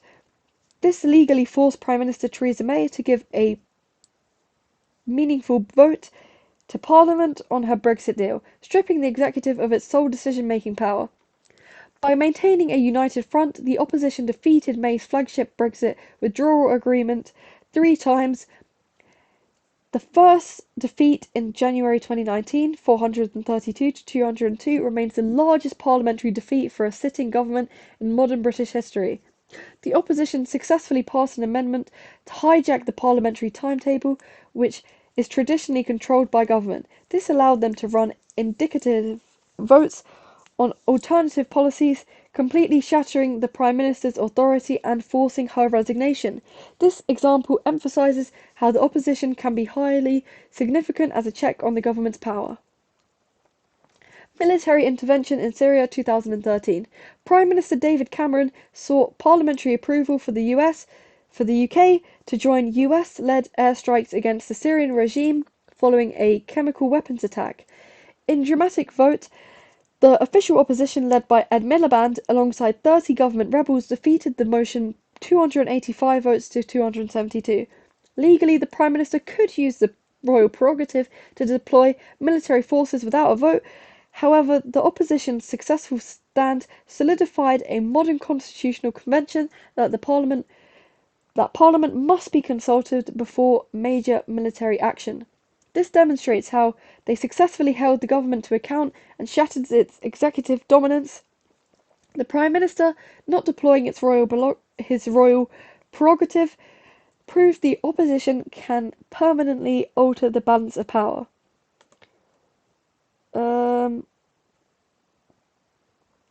Weakness and insignificant. Post-UK general election 1997, Tony Blair's Labour Party secured a landslide victory with a massive majority of 179 seats. The official opposition, the Conservative Party, was reduced to just 165 MPs and was deeply demoralised and ideologically fractured. The government's majority was so overwhelming, the Conservatives effectively lost the ability to block or significantly amend government legislation, even if every opposition MP banded together and the government suffered backbench rebellions. They still possessed more than enough votes to comfortably pass any bill, demonstrating how, when the government in power possesses a strong majority, the role and power of the opposition weakens. Post-UK general elections 1983. Prime Minister Margaret Thatcher led the Conservative Party to a historic landslide victory, securing a 144-seat majority. Labour's infighting severely damaged its credibility and crippled its ability to make a cohesive front in the Commons. Labour's 1983 election manifesto was famously dubbed the longest suicide note in history by one of its own MPs. It contained heavily unpalatable policies, including unilateral nuclear disarmament and a total withdrawal from the EEC. The opposition lacked a popular mandate to challenge Thatcher's radical economic reforms, once again demonstrating how the government in power, having a strong majority, weakens and can even completely minimise the power of the opposition. Ministerial questioning, Prime Minister's questions, PMQs.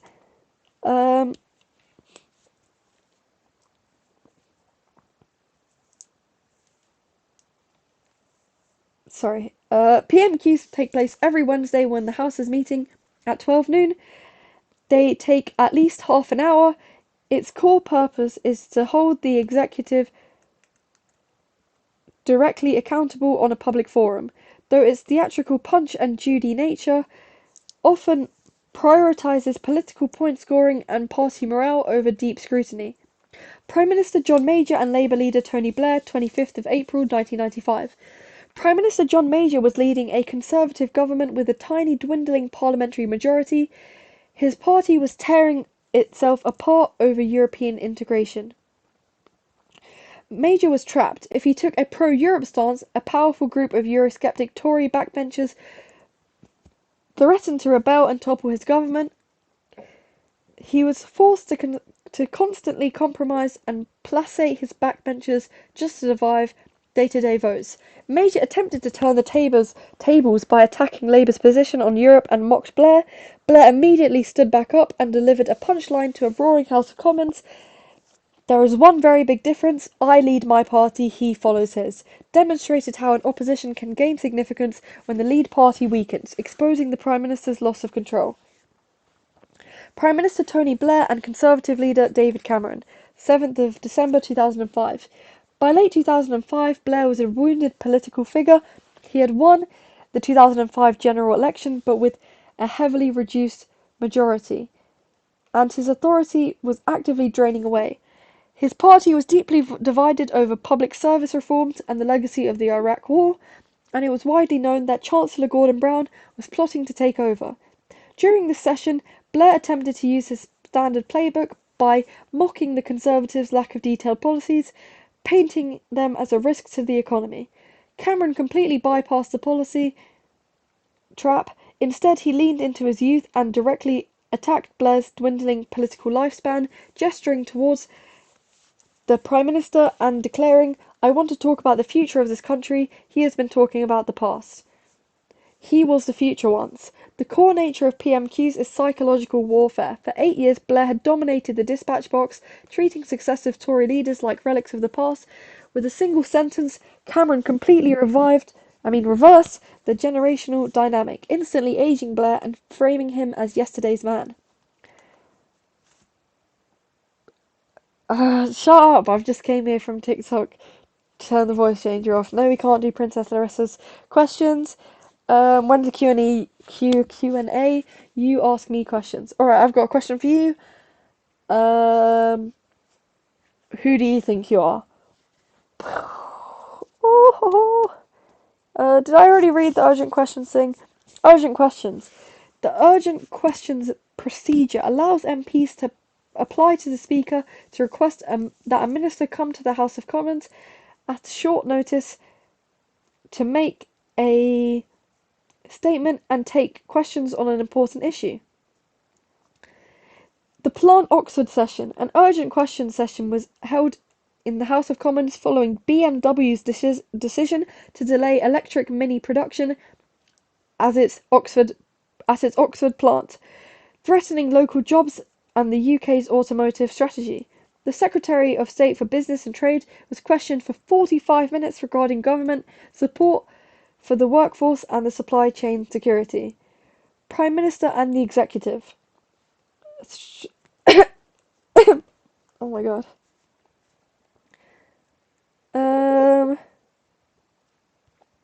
What's your urgent question? That was not tough. No, it was tough because like Los Pollos. Who do you think you are? No, okay. Okay, sorry guys. Structure of the executive. Prime Minister's dominance. Boris Johnson's cabinet reshuffle 2021. Boris Johnson carried out a major cabinet reshuffle in 2021, removing Foreign Secretary Dominic Raab and replacing him with Liz Truss. This demonstrated the PM's ability to hire and fire ministers to maintain loyalty and reshape the executive, reinforcing the hierarchical structure centred on the PM. Rishi Sunak's cabinet reshuffle 2023. Rishi Sunak had reshuffled his cabinet, appointing allies such as James Cleverly and moving Suella Braverman, showing how the PM uses patronage to ensure ideological alignment and control policy direction. The role of junior ministers and departments. Hostile Environment Immigration Policy 2014 to 2016. During the implementation of the Hostile Environment Immigration Policy, junior ministers in the Home Office were responsible for operationalising. Oh, I need to spell my nose again. Operationalising measures such as checks by landlords and employers. This shows that junior ministers translate broad executive policy into actionable governance, highlighting the layered structure of the executive. The Department of Health and Social Care COVID-19 2020 to 2021. During the COVID-19 pandemic, the Department of Health and Social Care led vaccine rollout and public health strategy. This demonstrates that executive power is exercised through a large bureaucratic departments, meaning the executive is not just political leadership, but an administrative system capable of nationwide implementation.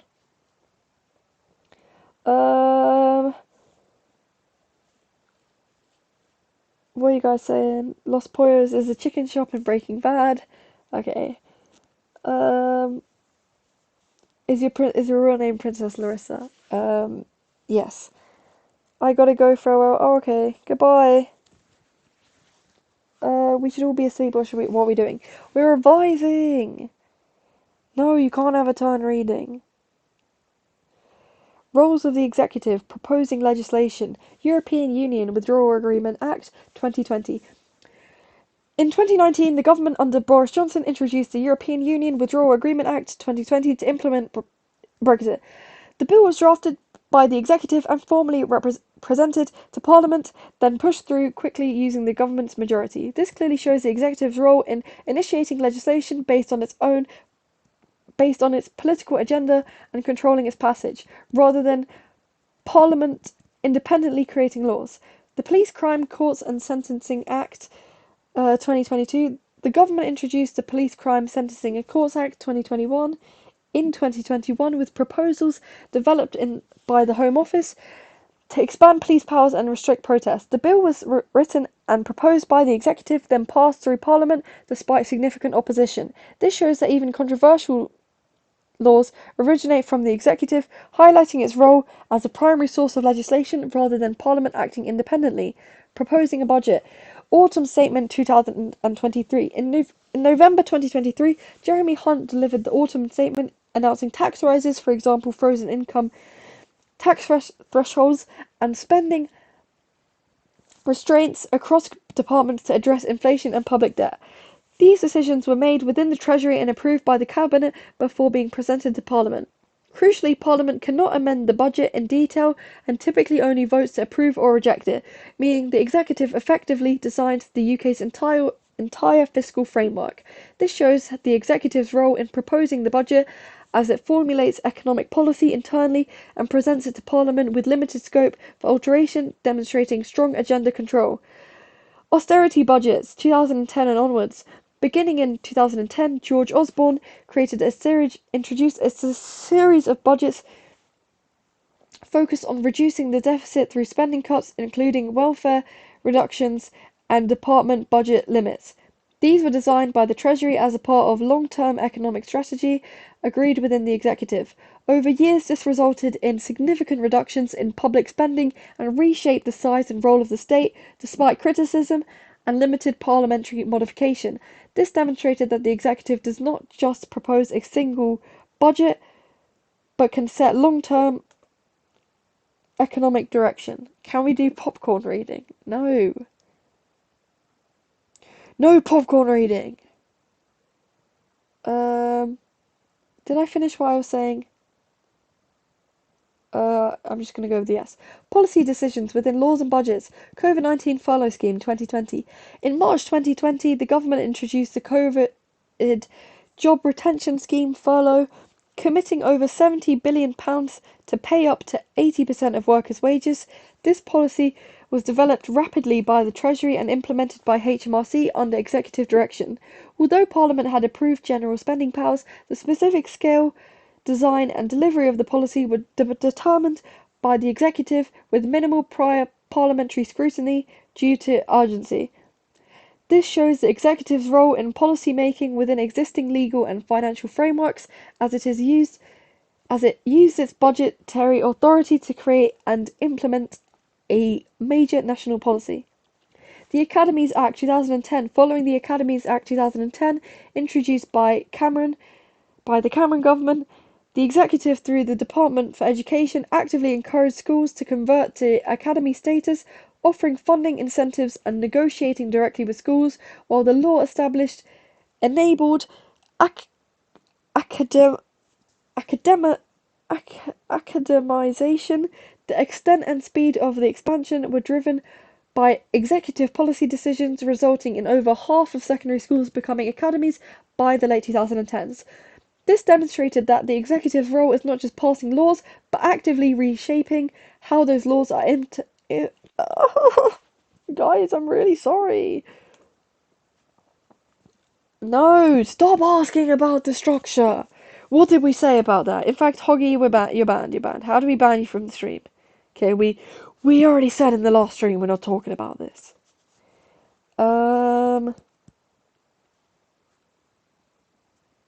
Did I finish what I was saying? Where even was I? I don't know. Okay, powers of the executive, royal prerogative powers. Airstrikes in Syria, 2018. In April 2018, the government under Theresa May authorized airstrikes against Syrian chemical weapons facilities alongside the US and France. This decision was taken without any prior parliamentary approval, relying on prerogative powers over military deployment. Although Parliament was informed afterwards, the executive was not legally required to seek consent, meaning the decision originated entirely within the executive. This demonstrates the prerogative powers, allowing the executive to act independently in foreign and military affairs, showing significant autonomy from Parliament. The Iraq War 2003. Prime Minister Tony Blair utilised the royal prerogative power to deploy British armed forces into the Iraq War without legally requiring permission from lawmakers.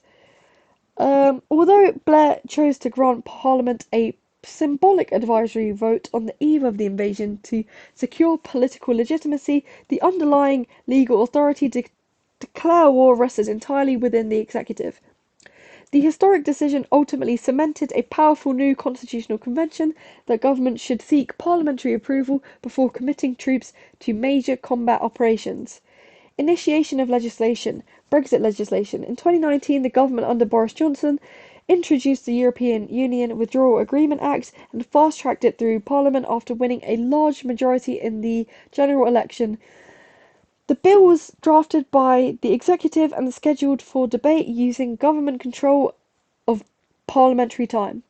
Party whips were used to ensure the Conservative MPs supported the bill, allowing it to pass with relatively limited resistance. This demonstrated that the executive not only initiates legislation, but also controls its passage through Parliament, reinforcing its dominance over lawmaking.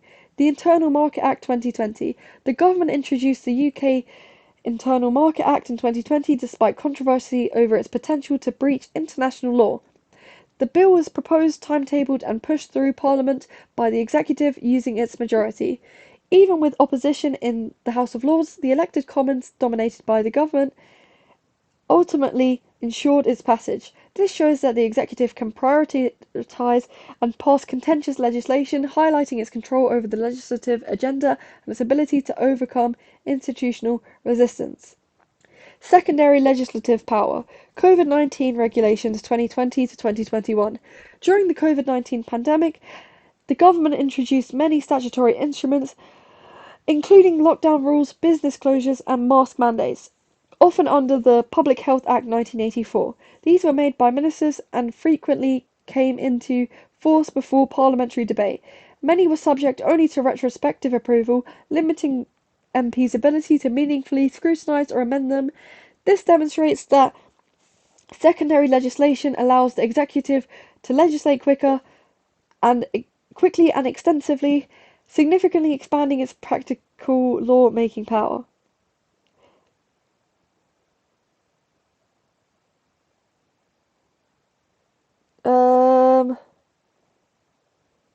Good night then, Disaster Melon. Hello to... I can't pronounce your name. I'm not playing Fortnite on the PlayStation. Misuse of Drugs Act 1971. Under the Misuse of Drugs Act, Parliament granted ministers with the authority to update the list of controlled substances. When a new dangerous drugs are identified, they are added to the list via a statutory instrument, secondary legislation. Okay, guys, only about 10 pages left. Well, I guess 12. Ministerial responsibility. Individual ministerial responsibility. Ministers are accountable for their personal conduct and their department's actions. Resignation of Amber Rudd, 2018. In 2018, Amber Rudd resigned. Who else misses Prime Clash Royale? I do. Prime Clash Royale was so good, now it's dead. So that's what they get for introducing heroes. Anyways, that's not the point. In 2018, Amber Rudd resigned as Home Secretary following the Windrush scandal. After it emerged, her department had wrongly targeted legal Caribbean immigrants and she had misled Parliament about deportation targets. Although she initially claimed ignorance, political pressure forced her resignation. This demonstrates that ministers are expected to take responsibility for departmental failures and misleading Parliament, reinforcing accountability even if they were not directly responsible for every action. Resignation of Matt Hancock 2021. Matt Hancock resigned after breaking COVID-19 social distancing rules by having an affair with a colleague in his office. This breached the government's own regulations that he was responsible for enforcing. Level 16 was the second plane equivalent to Clash Royale. That is very true. That and Heroes, that just destroyed the whole game. The resignation was driven largely by media and political pressure rather than formed parliamentary sanction. This shows individual responsibility extends to personal conduct, but also highlights that enforcement is often political rather than constitutional. Resignation of Suella Braverman, 2022. In 2022, Suella Braverman resigned after breaching the ministerial code by sending official documents from a personal email account. However, she was reappointed shortly after by Rishi Sunak. This demonstrates that whilst individual responsibility exists, it can be undermined by ministerial discretion, weakening its effectiveness as a constraint. Gavin Williamson not resigning 2020 to 2021. Despite major controversies over the 2020 A-level grading algorithm crisis, Gavin Williamson did not immediately resign, even though his department was responsible for widespread unfair results. He was eventually removed in a reshuffle in 2021, rather than resigning directly due to the issue. This shows that the individual ministerial responsibility is not consistently enforced, suggesting it is a political expectation rather than a strict rule. Collective ministerial responsibility. All ministers must publicly support government decisions or resign. Brexit resignations. Resignations. 2018. In 2018, several ministers resigned from the Theresa May's government, including Boris Johnson, Foreign Secretary, and David Davies, Brexit Secretary, over disagreement with the Brexit plan. They chose resignation rather than publicly opposing government policy. This demonstrates collective responsibility in action. Ministers must support cabinet decisions or leave the government, preserving a unified executive. The Iraq War Descent 2003. In 2003, Robin Cook resigned from Tony Blair's government in opposition to the Iraq War. In his resignation speech in Parliament, openly criticised the policy, which he could only do after leaving office. This is a classic example showing that ministers cannot publicly dissent whilst remaining in office, reinforcing the principle of unity. Temporary suspension of CMR EU referendum 2016. During the 2016 EU referendum, David Cameron suspended collective responsibility, allowing ministers to campaign on either side, leave or remain. This meant cabinet members publicly disagreed without resigning. This demonstrates that collective responsibility is flexible and can be suspended for political reasons, weakening its rigidity as a constitutional convention. Cabinet unity under strong MPs. Under Margaret Thatcher, particularly after 1983, cabinet dissent was minimal as ministers were expected to strongly support her policies or face dismissal. This created a highly unified executive, though critics argued it reduced genuine debate. This shows collective responsibility can strengthen executive cohesion, but also may contribute to prime ministerial dominance. Now it's 10 pages left, guys, come on. The power of... Yeah.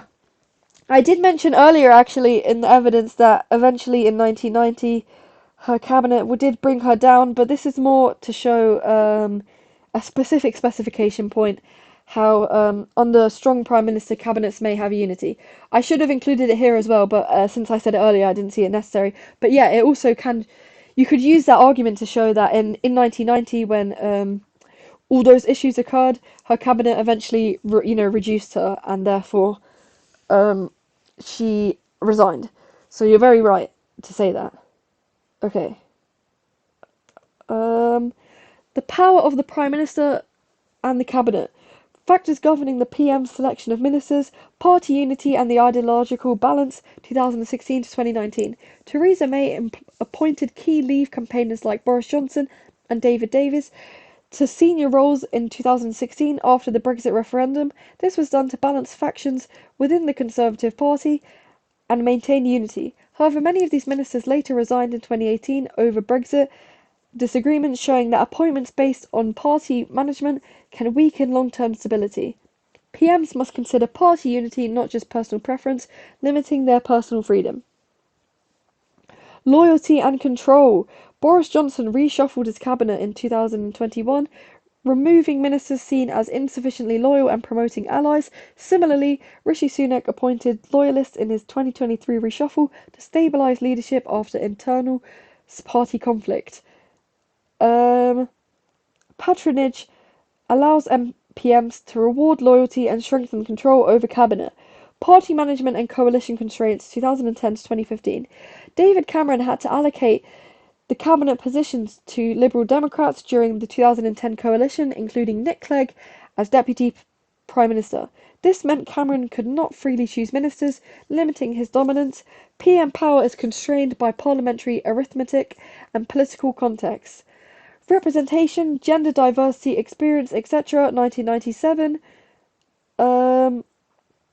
Tony Blair appointed a record number of women in 1997, known as Blair's Babes, attempting to modernise Labour's image. This shows PMs must consider public image and representation, not just competence. Selection is influenced by electoral and symbolic factors, not purely power.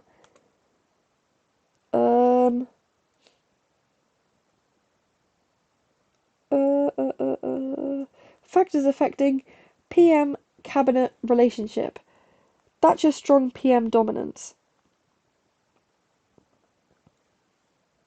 After the 1983 election victory. Oh, look, see, now I mention it. After, maybe I thought I said it before, but I'm only saying it now. That is completely my bad, I'm really sorry. After the 1983 election victory, Thatcher dominated cabinet, sidelining opponents and driving policies like privatisation.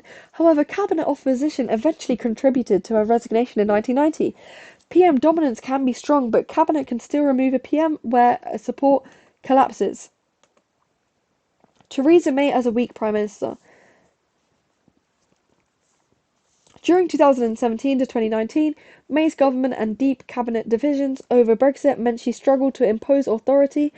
Key ministers openly disagreed, weakening collective unity. PM power depends on parliamentary majority and party unity. Tony Blair's sofa cabinet. Blair increasingly relied on informal decision-making, particularly around the 2003 Iraq War, limiting full cabinet discussion. This marked a shift towards prime ministerial government. The relationship has evolved towards greater PM centralisation, reducing cabinet influence. David Cameron's coalition constraints between 2010 to 2015. Cabinet decisions required agreement within the Liberal Democrats. This strengthened the cabinet's role relative to the PM. The balance of power is context dependent, not fixed. Margaret Thatcher pre-1997 case study. Is that true though? The cabinet can remove a PM in the big 2026. Are you asking me or are you just saying it? Is that true that a cabinet can remove a PM in the big 2026? Well, they probably could, especially since Keir Starmer is really divided at the moment as well. Probably, I mean, you could probably use Boris Johnson for that, but there are other factors like the 1922 committee, the widespread unpopularity of. Yeah, definitely. You could definitely. You're providing some excellent examples here, which you could definitely use. So, I just didn't include those, but a cabinet could work to remove the PM in 2026. Recently, Keir Starmer has had a lot of resignations within his wider government. I'm not sure about the cabinet, but if he had multiple cabinet, I probably should have included that, but if he had multiple cabinet resignations, it would definitely undermine him. He may have a vote of no confidence, and therefore the cabinet could remove it in the big 2026. So you are correct. Margaret Thatcher, pre-1997 case study. Control and power of the PM. Oh, I didn't realise. Happy day of politics exam. It is in 8 hours. Oh my goodness. Falklands War, 1982. Thatcher led the UK's response to the Argentina's invasion, sending a task force to reclaim the island. The successful outcome boosted her authority and electoral victory in 1983. Shows PM can dictate major foreign policy decisions and events.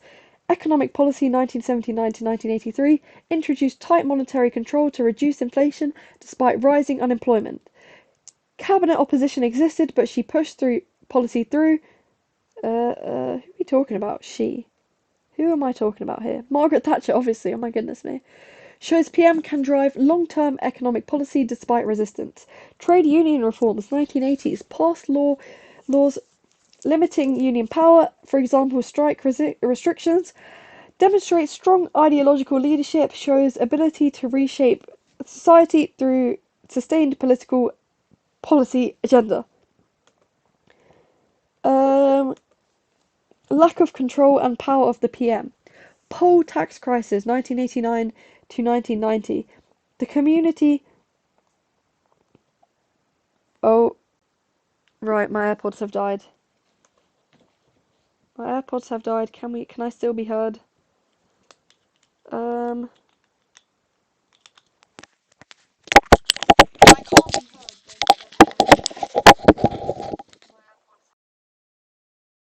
Hello? The audio might get worse. I apologise. Where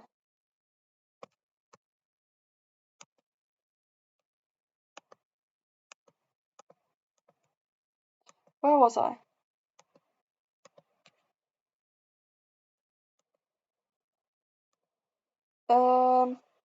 We can hear you. Okay, that's good. Lack of control of and power of the Prime Minister. Poll tax crisis 1989 to 1990. The community charge led to mass protests and political backlash. Cabinet support collapsed, contributing to a resignation in 1990. Illustrates PM power depends on political support and public acceptance. Cabinet revolt 1990. Senior ministers, for example Geoffrey Howe, resignation speech turned against her. She was forced out despite previous dominance. Shows cabinet can ultimately remove a PM. Tony Blair, post-1997 case study, control and power of the Prime Minister, the Iraq War 2003. Blair committed troops to the US-led invasion, decision heavily driven by the Prime Minister with limited full cabinet debate, shows Prime Minister dominance in foreign policy and prerogative powers. Public Service Reform 1997 to 2005 introduced academy schools and NHS reforms. Strong central direction from Downing Street shows PM ability to drive domestic policy agenda. Large parliamentary majority 1997 and 2001 passed laws limiting union power, for example strike restrictions, demonstrating strong ideological leadership, shows ability to reshape society through sustained policy agenda. Lack of control and power of the PM. The Iraq War backlash 2003 to 2007, public opposition and party divisions damaged Labour's authority, led to declining popularity and pressure to resign, shows PM power constrained by public opinion and party pressure. Brown rivalry 2000s. Ongoing tension with Gordon Brown, then Chancellor, limited Blair's freedom, especially on economic policy, shows internal party figures can limit PM authority due to popularity. Okay guys, we're on our final stretch here, so comment W if you're still enjoying the stream and you're happy. We've only got 6 pages left. Way! Relationship between the branches, the Supreme Court and its influence on law and policy. Role and composition of the Supreme Court. The Supreme Court of the United Kingdom, established in 2009, is a final court of appeal in civil cases and most criminal cases. It interprets law, clarifies statutes, and ensures government acts within legal limits. The court consists of 12 justices, including the President and Deputy President, appointed through an independent commission. Justices are typically highly experienced senior judges. Miller versus the Secretary of State 2017. In 2017, the court ruled that R. Miller versus Secretary of State for exiting the European Union that the government could not trigger Article 50 without an act of Parliament. This forced the executive to pass legislation before beginning Brexit negotiations. Demonstrates the court's role in interpreting constitutional principles, parliamentary sovereignty, and directly affecting the legislative process. The Constitutional Reform Act 2005 removed the law lords from Parliament and created a separate Supreme Court, reinforcing judicial independence. Composition reflects a move towards a clear separation of powers. Judicial neutrality and independence. R. Unison versus Lord Chancellor 2017.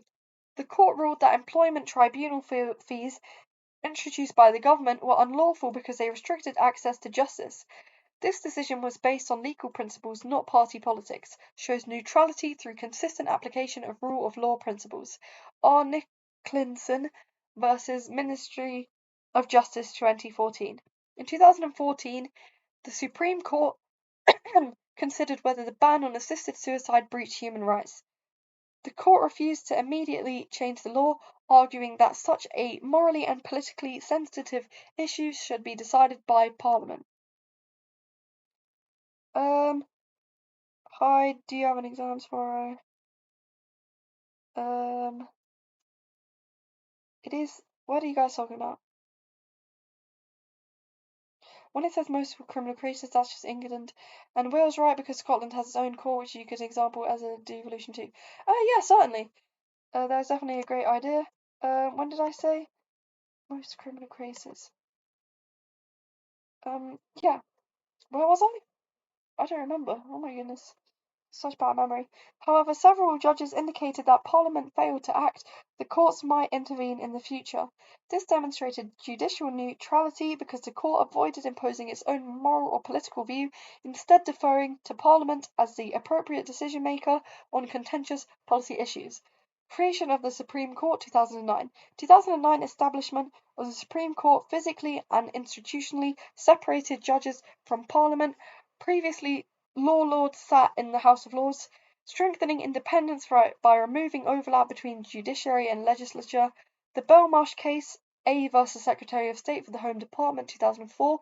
In 2004, the law lords' predecessor to the Supreme Court ruled that the government's indefinite detention of terror suspects without trial under the Anti-Terrorism, Crime and Security Act was unlawful. This decision directly challenged the government's response to national security concerns following 9/11. This demonstrated judicial independence because the judiciary was willing to rule against the executive on a highly sensitive national security issue without political interference. Influence over executive and parliament. What's the title? I didn't get to write it down. The title of what? Here. Here's the title of this section. And now we're on to this part. Is that what you wanted? Sorry. Influence over executive and parliament. Oh, you're hilarious. You're making a funny politics reference, are you? Influence over executive and parliament. Judicial review and ultra vires. The court ensures the executive acts within the law. Ultra vires means acting beyond legal powers. Prorogation case, 2019. The court ruled that prorogation frustrated Parliament's ability to function, making it unlawful. Demonstrates the court can limit executive power to protect parliamentary sovereignty. Arcart versus Upper Tribunal, 2011. In 2011, the Supreme Court ruled that decisions of the Upper Tribunal could, in limited circumstances, be subjected to judicial review. Despite attempts to restrict such challenges, this meant individuals could still challenge decisions where there was an error of law or procedural unfairness. The court effectively ensured that no public body was completely beyond legal scrutiny, reinforcing the principle that all executive actions must remain within the law. This demonstrates judicial review in action, as the court expanded its ability to oversee and correct decisions of public authorities, ensuring they do not act ultra vires beyond their powers. Influence on Parliament. Human Rights Act 1998, Declarations of Incompatibility. Courts can declare legislation incompatible with human rights, though not strike it down. For example, in 2018, the Supreme Court declared parts of the UK law on civil partnerships incompatible with the ECHR. This influences Parliament to amend legislation, even though it remains sovereign. Bellinger versus Bellinger, 2003. Please show your essay plans of predictions. I don't have those. I don't have any ready essay plans for you. I'm really sorry. I just have the evidence and I have the anarchism video. But I'm really sorry I didn't prepare any material for that.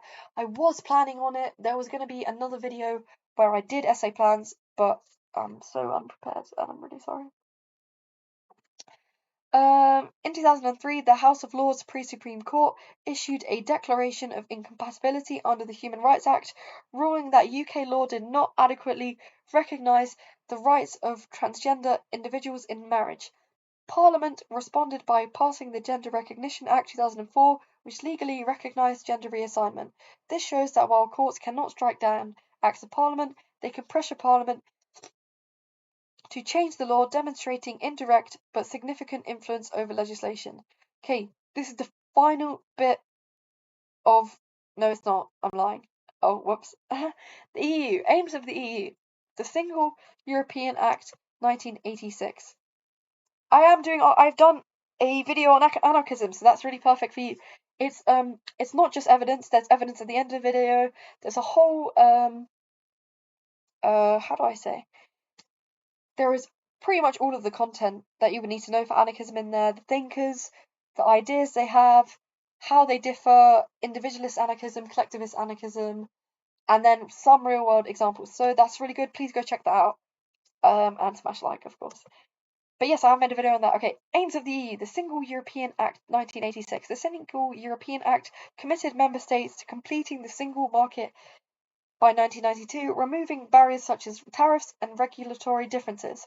This led to the creation of a highly integrated market where businesses could operate across borders more easily. Demonstrates clear progress towards achieving the four freedoms, particularly goods and services, through legal and economic integration. EU enlargement 2004. The EU expanded to include Eastern European countries like Poland, enabling free movement of people into the UK. This led to significant migration flows, with over 1 million EU nationals moving to the UK in the following decade. Shows the four freedoms in practice, but also highlights political tensions, suggesting the aims were achieved but controversial. The Maastricht Treaty 1993 established the European Union and introduced moves towards deeper political integration, including EU citizenship and cooperation on foreign policy.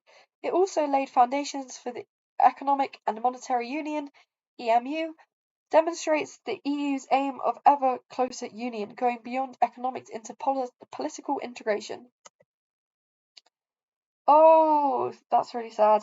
They are doing feminism. That's no good for you. Oh, I'm really sorry then. I should have done a feminism one. Perhaps, well, it's not going to be of any use now. Perhaps in the future, if you ever want to do politics all over again, I'll do one for you. The euro created a single currency across many EU states, deepening the economic integration. However, the UK chose to opt out. Maintaining control over monetary policy shows partial achievement, strong integration for some states, but not uniform across the EU, limiting full unity. Impact of the EU on UK parliamentary sovereignty. Oh, Hoggy, as well, you mentioned earlier that he said something about the EU, Politics Explained, but we thought that wouldn't come up. It's actually in the specification, the EU. So I suppose it could technically come up, so that's why we have to cover it right now. The European Union Withdrawal Act 2018. The Act repealed the European Communities Act 1972, ending the supremacy of the EU law in the UK. It transferred EU law in the UK law into UK law, retained EU law, meaning Parliament regained formal legal sovereignty. Shows that Brexit restored Parliament's ultimate lawmaking authority, a key principle of sovereignty. EU-UK Trade and Cooperation Agreement 2020. After Brexit, the UK gained control over areas like trade and immigration policy, ending free movement. However, the agreement includes level playing field rules, such as limiting how far the UK can diverge from EU standards. Demonstrates sovereignty is restored in theory but constrained in practice by international agreements. The end of free movement 2021. The UK introduced a points-based immigration system after leaving the EU, ending automatic rights for EU citizens to live and work in the UK. This marked a major shift in domestic policy control. It shows a clear, tangible example of policy-making sovereignty being exercised post-Brexit. I don't know why we left. Why would we left the EU? So it would. It is okay, but it is in the specification. So you have to know how it impacts. Everything I've said, you have to know how it impacts that. See, this is all recent stuff about leaving the EU. So I guess you have to know why the EU came into play, like what the importance of the EU was initially, essentially, and how the UK adhered to that, and then perhaps how that policy has changed, and then we have all of that information here. We can look at the specification if you would like in just a minute. Keep this live up until after you end. It's a vid, so I can watch it in the morning. Thank you. Just, yeah, it will post immediately after, so don't worry, you can watch it in the morning. Okay. The location of sovereignty in the UK political system. Legal sovereignty. Legal sovereignty is the body with ultimate law-making authority, can make/unmake any law. The Hunting Act 2004. Parliament passed the Hunting Act banning fox hunting using the Parliaments Act 1911 and 1949 to override opposition from the House of Lords. This showed even when unelected bodies resist, the Commons can ultimately force legislation through. Demonstrates legal sovereignty because Parliament can enact laws regardless of opposition, reinforcing its supreme legislative authority.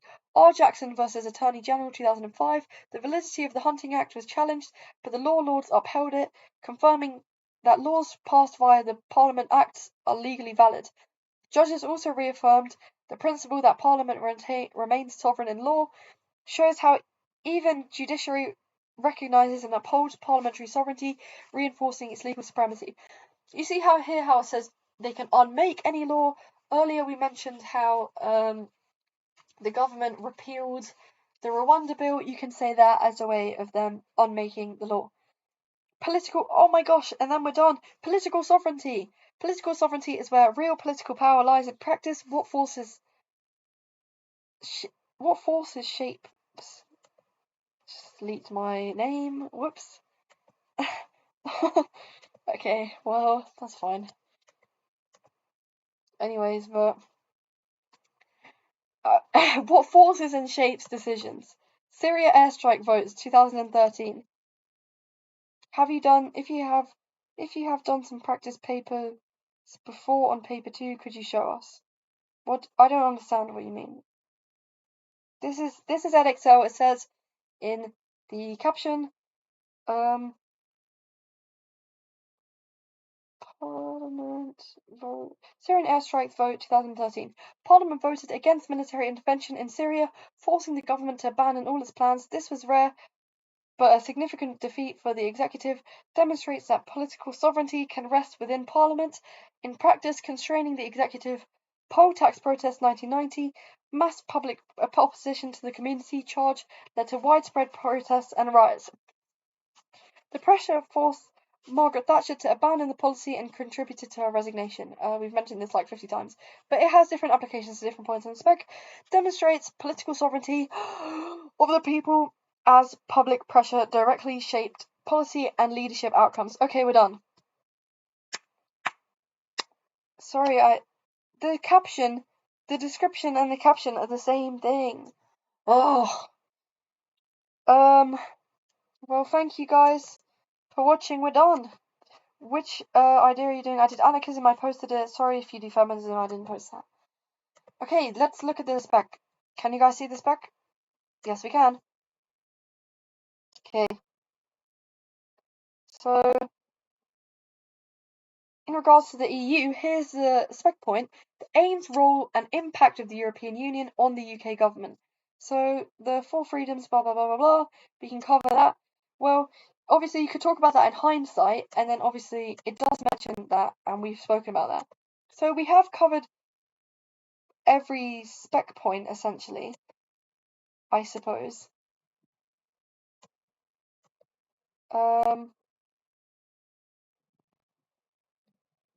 Yeah, we've covered pretty much every spec point. All of that covered. All of this covered. All of that covered. All of this. Yeah. So that's it. That's everything you guys need to know for evidence. If you obviously have your own evidence, that also will work excellently. However, that's that for today. I'll just pick the other question. No worry. I mean, it's fine.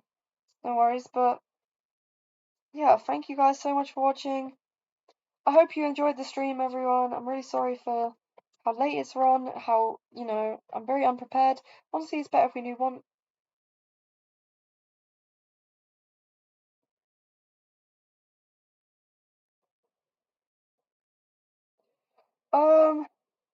Oh well.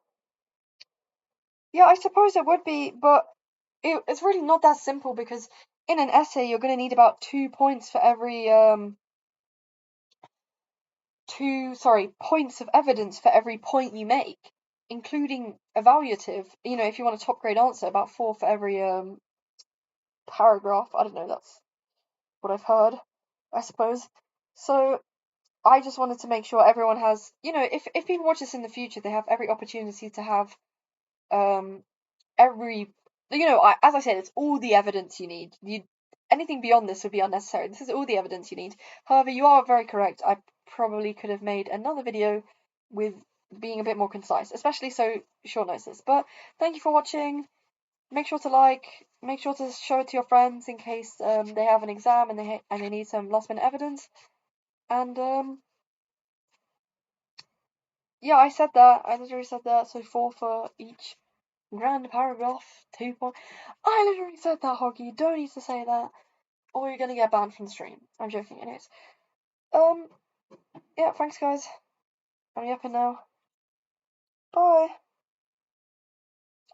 Sorry. Okay, I am gonna do paper 3, and it will be in a better form. I will make sure I have a PowerPoint ready for paper 3, and I will do it during the day, not at night time.